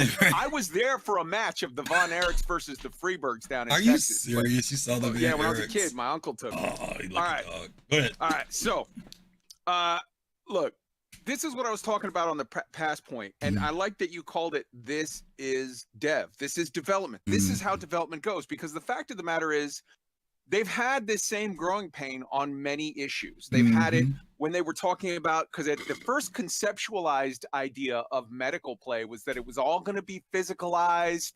It was going to be lots of powders and tinctures, and you attach this and you attach that. And the first, this and that, and engineering was going to be all these little hand tools and all this stuff. But when they come around to actually, when the rubber meets the road, like, it's easy to be everything to everyone when it's just a whiteboard idea and it's 15 years away from ever being completed, and you can just let everyone dream and just throw money at you. When you get to the point where you actually do real development, real implementation of things, you have to start making compromises. Does that mean that it's going to be this way forever and that's all that it is? No, they told you it's an iterative process. There's going to be many separate levels as it goes. I hope the game gets to launch and then gets to be iterated for the next 20 years of changing stuff. And now we've got a new way that we do this in a new version, and next year's update is going to have an even better exploration loop, or next year's version is going to have a new aspect to mining, or a new this or a new that. But the fact of the matter is with a lot of these things, whether you're talking about physical medical play, or you're talking about engineering, or you're talking about salvage, a lot of this is going to end up getting hand waved into some sort of future space beams. But having said that, what they've demonstrated already by showing that there's multiple levels, there's the outer level and then the inner level, and there's going to be suction and components and stuff, that's still a fulfilling game loop that has multiple levels to it, which is, other than what's that, Hull Breaker? There's a game where you can play a VR game, Shipbreaker. Right. Okay, that cool. game is going to be more in-depth salvage than you'll ever find in Star Citizen, because it's a game that's literally just the one loop salvage. But what you're seeing in the salvage that they're offering here, I think, is a damn good compromise between, because you already had the people, you got the very last question you had, the guy complained, hey, it's too much, it's tedious. You're going to have to make some decisions to balance between sim and gameplay. And you want it to be simmy enough that the sim guys are happy, and you want it to be gameplay enough that the regular forum dads that have 3 hours to log in on a Saturday when they can, hide from the wife and kids, they're happy too. You got to have some sort of balance. And I think that what they talked about here is actually brilliant, because if you want to do it quick and dirty, you can skip a lot of steps and make a lot less money. If you want to be much more simmy with it, if you want to have the pain in the ass of getting to different things and I'm going to go through, it's going to take me an hour and a half to do this, whereas somebody else can roll up and do it in 10 minutes. But my way of doing it is going to, give me more personal satisfaction. I feel like I did it like a pro, because I'm Mr. Sim guy. These DCS nerds that they got different hats that they wear based on, I'm flying the F4 today versus the F-15. Those guys want that level of extra depth. And what Star Citizen, what CIG is doing here, which I think is brilliant, is finding a compromise that will give, it's not going to make everyone or anyone really even perfectly happy, but it's going to make the widest funnel of people the largest amount of happy that they can sort of figure out by trying to thread the needle and find that middle path. Good point. So I just urge people, because like I said, you said this is development. Guys, do you want to sit here and have your perfect dream with zero compromise and the game is forever 20 years away? Or do you want them to actually make progress? This is what progress looks like. It's not always exactly what you want, but it's way more of what you want than not having a game and just posting on Spectrum for 10 hours a day for no purpose.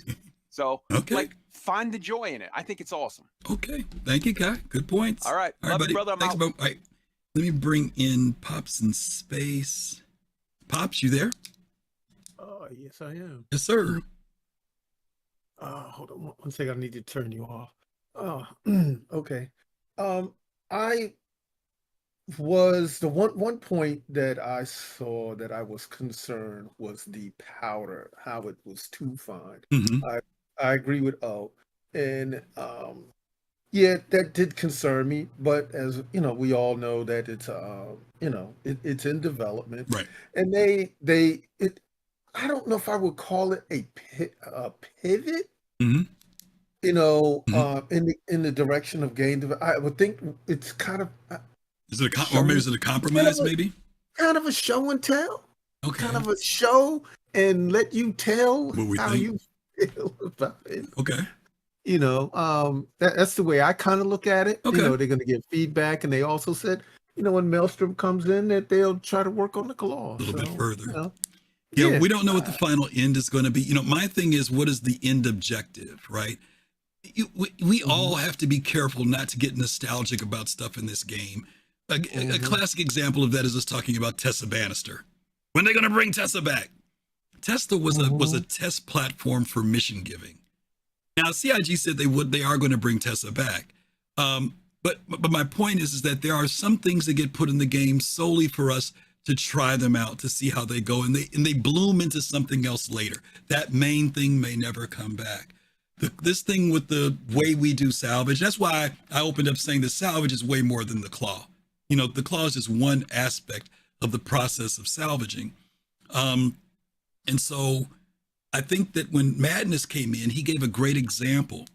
He said the way the Vulture was designed at first, he thought salvage was going to be a great thing, right? But then he said once he did the mechanics of it, he was kind of turned off by it. The idea of salvaging, I can only do so much, run downstairs, pull out a box, go back upstairs. But for him, he said, that's not what I was hoping salvaging would be. Now, CIG has put in the buffer system that allows you to salvage until the buffer is full. Then you can go downstairs and push out 12 boxes at one time. And he says, now that's what I like about salvaging. He had to wait a year for that to finally iterate. And what we're trying to tell people is, even with salvaging, let's see what happens. They've said this is just what they're doing now. And I think this person's question about why does it feel like they're rushing it? I don't think they're rushing it. CIG has to have deadlines. It's funny because some people, I've read comments in Spectrum before saying the reason why CIG doesn't get something done is because they don't have any deadlines. They're just sitting back drinking coffee, taking their time because they know the money's coming in. No, they have to have a timetable. Somebody has to say, listen, by the end of 2023, we want to introduce this feature more to the community. We need you guys to come up with something. We want them to be able to play salvaging. The Reclaimer's been sitting around for 7 years.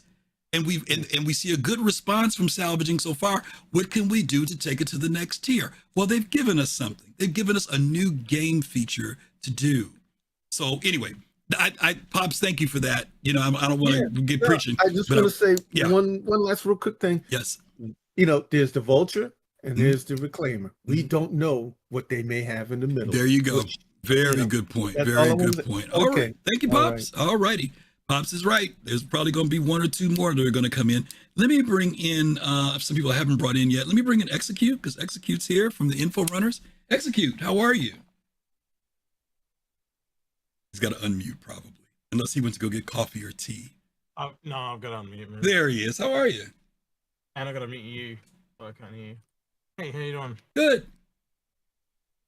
I wanted to speculate with you on something I think a lot of people missed, and that's that they basically said it had to be done by the end of the year. Why did it have to be done by the end of the year? What's coming that needed it to be done by the end of the year? Good point. Good point. I was going to ask that at the end, and you stole it. But you're yeah, right. I know. Right? I'm no, good it's like good. that. I know, Yes, you are. No, you're right. They do say great minds think alike. Well, I'll take that as a compliment then. No, you raise a very, very good point. Obviously, there are timetables for things that CIG wants to produce, and you and I have talked about this, and I heard you talk about it on your show. The fact is that CIG has said, with the announcement of Squadron 42 going into polish, that they were moving all hands on deck toward the persistent universe, the thing that we've been asking for, right? So now we're starting to see some things pop off. In fact, those of us who left CitizenCon or watched CitizenCon left with a little bit of, oh yeah, they say they're going to have it out by the end of the year in 322. And guess what? We're seeing that stuff pop up in 322. So hopefully this is, to your point, a fulfillment of that they are trying to put the work in now into something that for the last 2 years, many of the backers have felt CIG has not been really doing a lot in, because we knew they were working on Squadron 42. So to your point, is there a reason why they felt like we really want to get this out? Not to mention 4.0's coming and all this other stuff, right? When we think further down the road, you're absolutely right. Have you got some thoughts about it? Anything else? I'm wondering if it's a ship. I was thinking way more basic level than what you went way deep to me. Well, again, we just said that. You know, there's the Pop said it. There's the Vulture and there's the Reclaimer, and there's a big gap in between. And we don't know what else there could be for, you know, Jesus. I mean, Pops is correct. So technically, you've got the Vulture that's light salvage, the Reclaimer that's heavy. I think there's at least one more. I'd agree. I don't think there's any more than that, but I think that's at least right. I'd have no problem with a middle ground, you know, because here's the funny part. When I was watching the video this time again, I started thinking about it. I'm like, Jesus Christ, you've got somebody piloting the ship. Because I went out, let me tell you something, I've been out 3 times with the Reclaimer. First time I went out with it, I couldn't get it to work. I wasn't happy. Second time I went out, I was like, okay, it's not that bad. Third time I went out with it, I enjoyed it. And I'm a big salvage guy. I actually, don't get me wrong, the claw, like it's a cool factor for the claw, y'all. But come on, it's 900 years from now. You're still using a mechanical claw to break up ships. Really? I mean, we could be a little bit of a futurist here. They did say they're going to go back and look at it. They said they're going to look at it like it was originally intended. So it's just all temporary. Maybe. Right? Listen, I don't have a problem with the claw from the aspect of, from even 900 years from now, from the aspect that the claw was designed to hold something that's in zero gravity so it's not moving while you're working on it. You know, the munching thing, I never looked at the claw as a muncher. I always saw the big grinders in the back with the fire coming off. It's grinding up everything, you know. Originally, it was meant to, like, if you look at the original design docs, it was actually meant to dock and just hold it. Hold it. Yep. So it really didn't do much other than hold the ship. So now if you think of how we've got tractor beams, you can use tractor beams to do that. The real thing people should be complaining about is the lasers that were meant to be there to chop it up. Yes. Where are they? Yes, because they that's why I was telling people before you got here. If you go on live now, you can still see those laser arms are on the Reclaimer, but if you go into EPTU, those arms are gone. So just so you guys will know that they have pulled them off of the ship. So Execute, you brought a good point about what's coming down the pipe. And again, that's why we titled this show, This is Development, gang. This is a part of the process. Sometimes they get it right. Sometimes, here, listen, the fact that they said 2 things that I think people missed at the beginning. For those of you who saw that demonstration when they broke up the 890, you remember how long it took to populate the screen with all those entities. Then on top of that, they said the engine just couldn't do it. So, you know, maybe it'll be to Execute's point, maybe down the line, the technology will be there to allow that to happen, but they're keeping it real. Actually, Alga brought up a really good point too, is instead of breaking it all up in one go, why don't you make it so they have to break it up room by room, because then that limits the entities. Yes. Or to the point of just the fact, like right now, it fractures. And by the way, guys, when you're sitting inside the Reclaimer and you see the thing disintegrate, and you see those particles come in, they're not as small as you think. You got the scale of the Reclaimer is really big. So I don't know how big those pieces are, but I know when I went out last night after we did it, there was still junk out there. We did a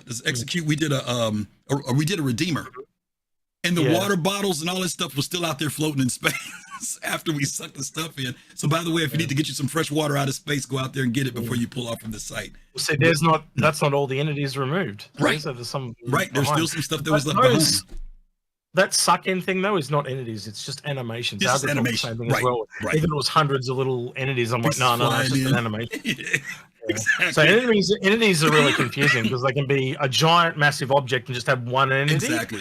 Or they can be thousands. Exactly. So, the entities are just the fractured part. After that, like you said, it's just an animation that happens. So, okay, thank you, Execute. Appreciate you stopping in as always, bro. All right, you guys be sure to check. Sure. One last thing. That new claw actually has teeth on it too. Yes. I know. I went up and looked at it. Last night I walked up inside of it to see what it looked like. It was pretty cool. We'll see what happens. We'll see. Thanks, Execute. You guys make sure you check out Execute and Algorid over at Infant Runners. Great folks. Let me bring in Fist to Face next and get him in here. Fist, you there? Hey, what's up, Griff? Good. All right, so I'm going to steal this saying from D.L. Hughley and I'm going to revamp it, right?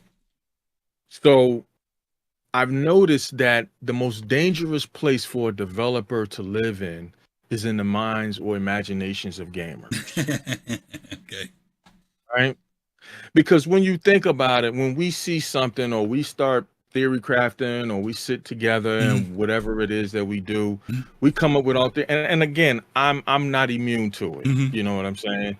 We come up with stuff and we see something, man, we start building stuff in our mind as to what something should be. Right.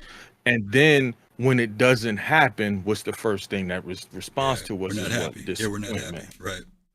Exactly. Yeah. So I'm just saying for me, I've learned to just really take a back seat, allow it to develop because, okay, change is going to happen. Now, I'm going to bring up a game that I love to hate is Anthem. How many times has Anthem changed before it was released? Anthem, I believe, changed about maybe 3 to 4 times. They didn't know what the hell they was going to do with the game. You know what I'm saying? Yeah. And then when we got it, it was a pile of mess. Yeah. I heard that the beta test was totally different than when it finally came out and people weren't happy. Yes. Yeah. So my thing is change is not bad, but change can be bad if you in the hands of people who don't know what the hell they doing. You know what I'm saying? Yeah.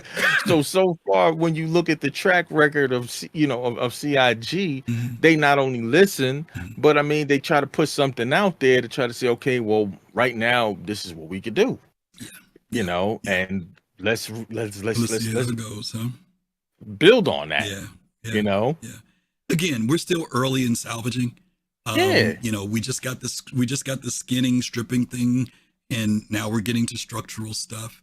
And we'll have to see. I'm sure, my thing is this when we titled that this is development. Sometimes it's bad news. I mean, if you listen to them when they were talking, they didn't sound enthusiastic. They sounded like they were a little frustrated. This is what they wanted to do. They couldn't deliver it. So we had to come up with something because evidently they want these features. And I got to say this, guys, our community is the same people saying, where are the game features? There's nothing to do. And then they give you the game feature and you say, I don't like the claw. I'm like, okay, which one do you want?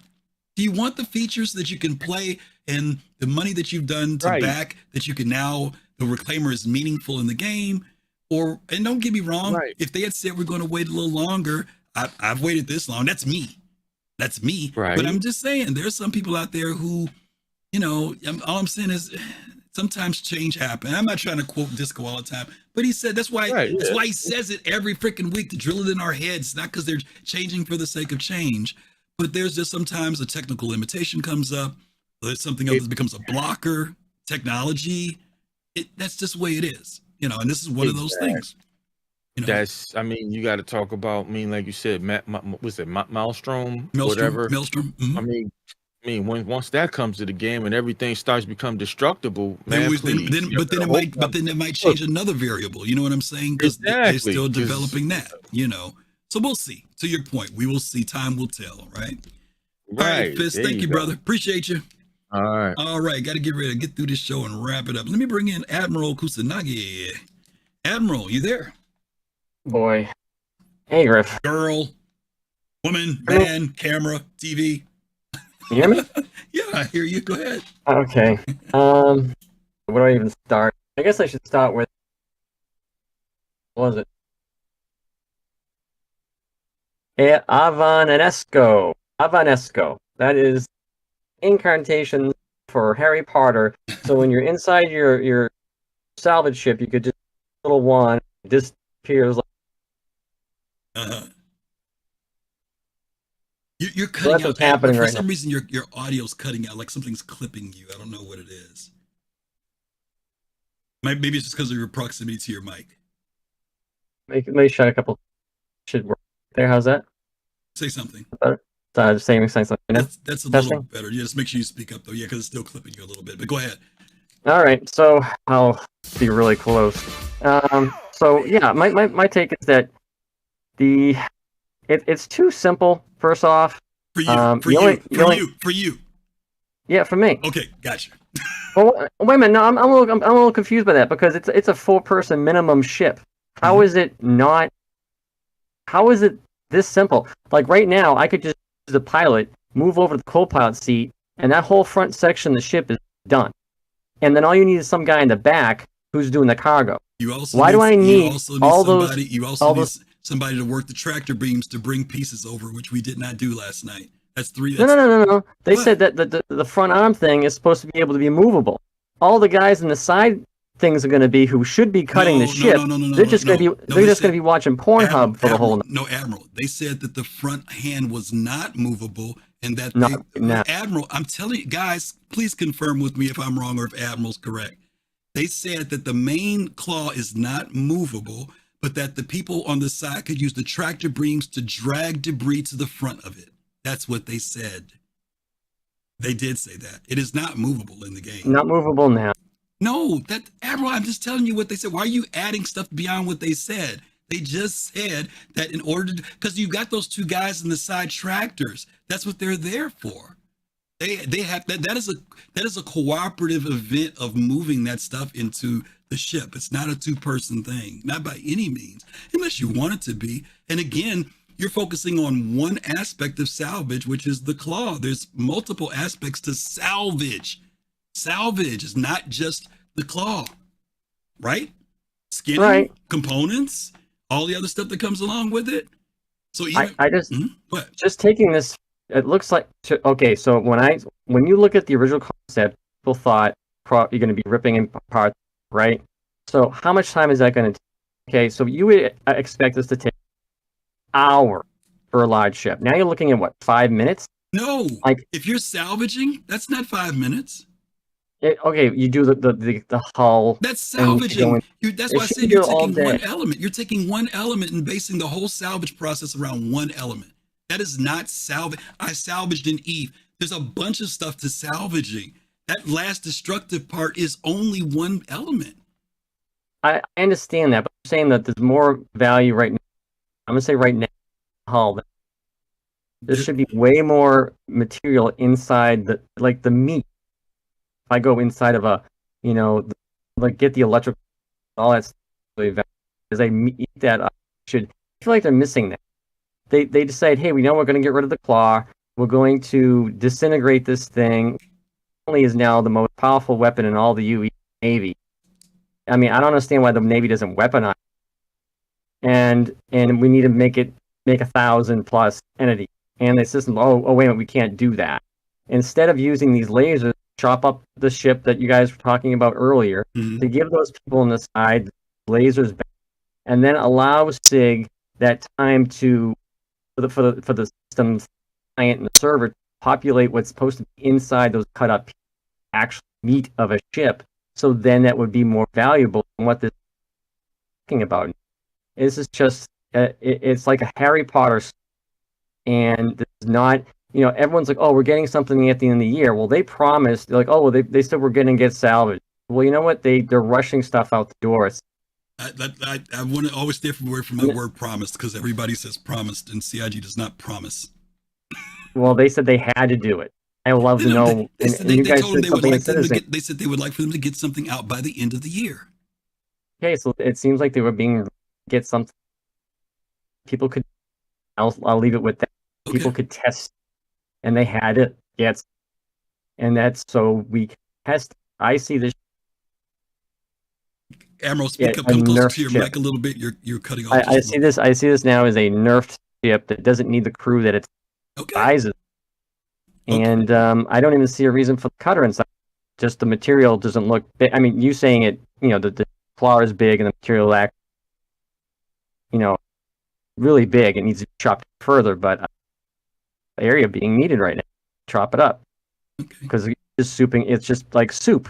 So why would I need to chop up crackers? All right. Yeah. Your audio is breaking up super bad. But I think we heard the bulk of what you're saying. Okay, thanks. All right, Admiral. Last but not least, we got two more. Let's bring in Togi, and then we'll bring in Stunner, and then we're going to wrap it up for the day. Togi, you there? What up? Hey, buddy. So, I mean, like, why does everybody have to be happy with a tier 1 solution? Like, Jesus. Like really? I'm not happy with it. I don't know. Like, why did they have to take away the ability for me to grief people? I want to see that changed. But I'm not going to go write some salt-filled post on Spectrum because I can't find people that bedlog and make them wake up floating in space. Surrounded by all their water bottles. Well, yeah. I don't know what to say to that, Togi, but I agree with you 100%. It's still early in the game, and we don't know. If we have the final product, then we can say, okay, but...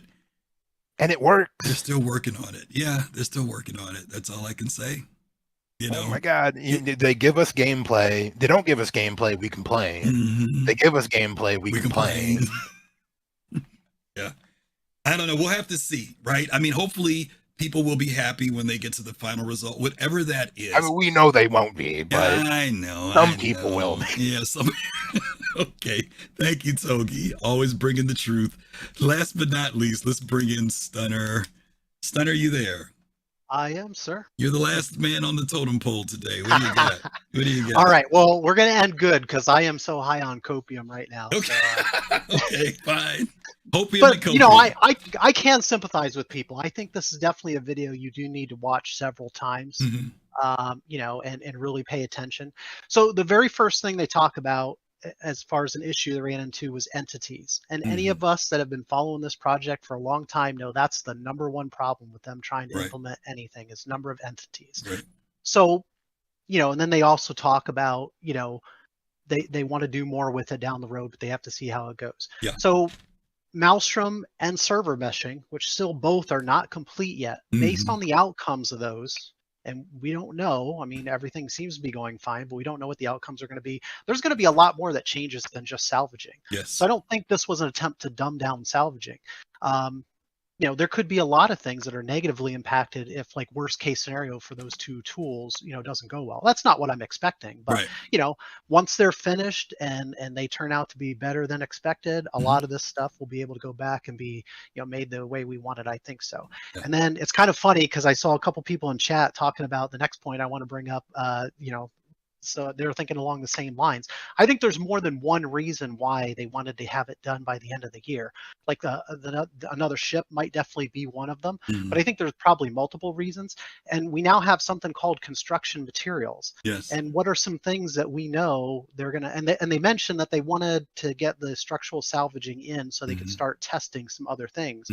So we have base building coming at the beginning of the year. They haven't said it, but the repair loop ship repair for the crucible and stuff. Yeah, absolutely. Yep. So they could need this in there so they could start testing, getting some of those loops working. Yeah. And it might not have anything to do with like how complicated they want it to be, at the far end, but just so they could start getting these other loops in and making things, testable and workable.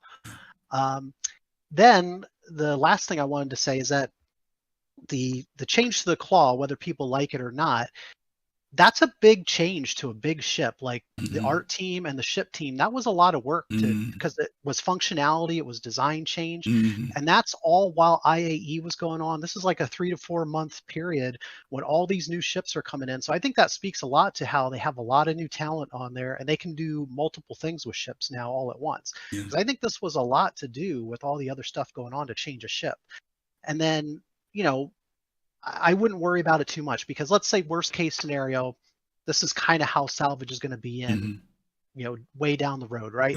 So people are like, the claw makes no sense at this point if this is how we're going to have it.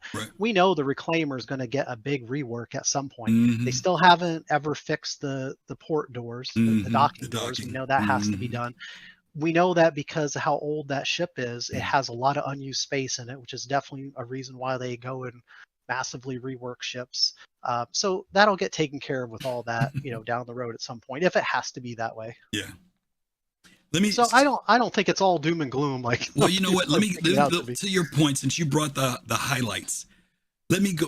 There were some things I wrote down that were highlights to this update to Salvage. One of them was the internal storage buffer. Madness talked about it earlier. And for those of you who don't know, or if you didn't catch it in the video, when you are now stripping a ship, your RMC is stored in a buffer internally in the ship. And they said that buffer is actually a bit larger than what the ship can accommodate, particularly in the Vulture. So for those of you who do work on the Vulture right now, if you do the average loadout on it, it comes out to like 16 or 17 boxes. But if you do the full, when you pack it in all the way, you can bring up to like 25, 27 boxes. Well, think about this. That might bring you in normally 200,000 in cash. But now you can do those boxes, then load the buffer again and literally double the amount of money. Because now you've got the boxes in your cargo area plus what's in your buffer when you go in.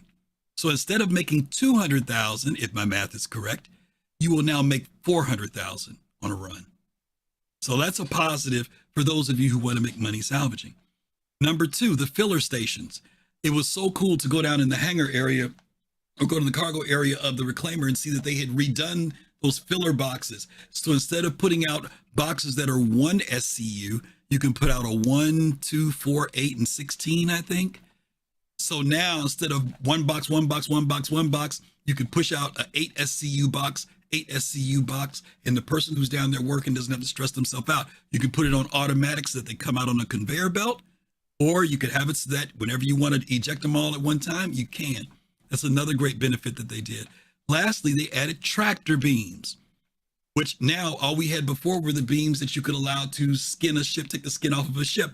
But now you have people in those same seats who before they were just skinning, now they can actually work and help bring debris. When you have a large debris field, they can tractor stuff in to the maw of the Reclaimer. So those are all great positives that I saw that they added to the Reclaimer that nobody's talked about. Everybody's been so focused on the Claw and missed the fact that now the ship will make twice the amount of money that it was making. And if you can do that with the Vulture, with the buffer, that means you can do the same thing with the Reclaimer.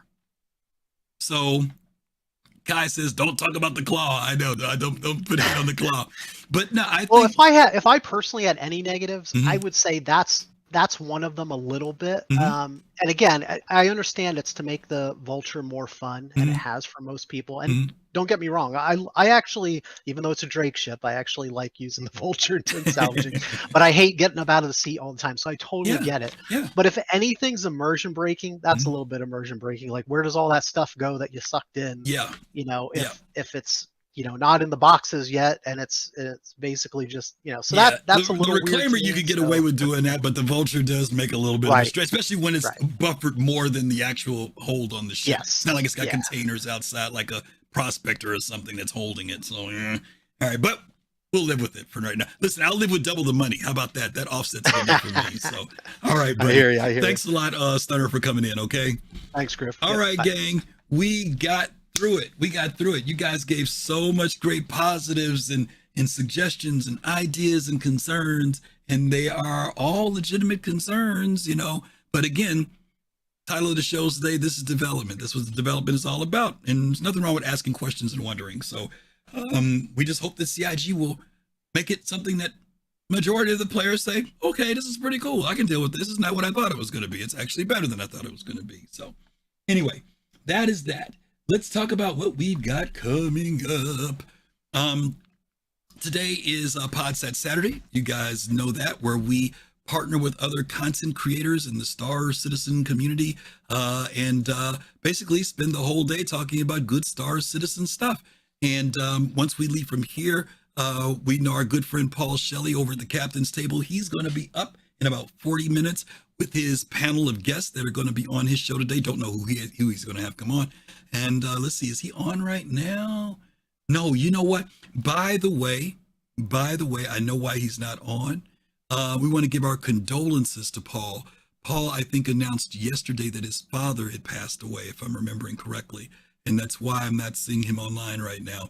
So for those of you who didn't know, prayers and thoughts for him and his family. Always rough when things happen around the holiday season. But I think he had written down in social media that it was a sudden death. So evidently he must not have been sick or something that maybe they thought was coming. So just keep your thoughts with Paul. Always be encouraging him. He's such an encouragement to the community. We love him a lot for all the cool information that he provides to us. But just keep him in your thoughts, this weekend. So let's see. After that, the OGs of Star Citizen, the folks over at Relay, they will be on tonight at 9 p.m. Eastern time. So you guys can visit with them as well. Great group of people over there. They've been around a long time. They're good friends of ours. They've been on Soul Citizen several times. So go over there and check them out tonight because they are a great, great bunch of guys who have just got back into playing the game a lot over the last few months. And check them out. Let them know that you came over from the guys over at Soul Citizens or the folks over at Soul Citizens because there's more than guys here. All right. Anyway, we're going to get ready to do a raid. And I think we are going to raid. I don't know who this is. Nope, don't want to do that one. Let's do Marcus the Way. We haven't raided Marcus in a while. So you guys have checked out Marcus the Way. Marcus is great. Oh, you know what?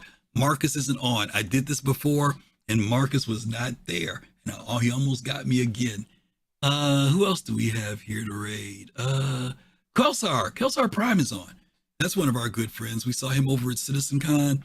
Let's get the hook up for Kelsar Prime. Alrighty. Yeah, thanks, Zombie Pig. I know I almost made that mistake again, right? I did that like twice. It's like, oh my God.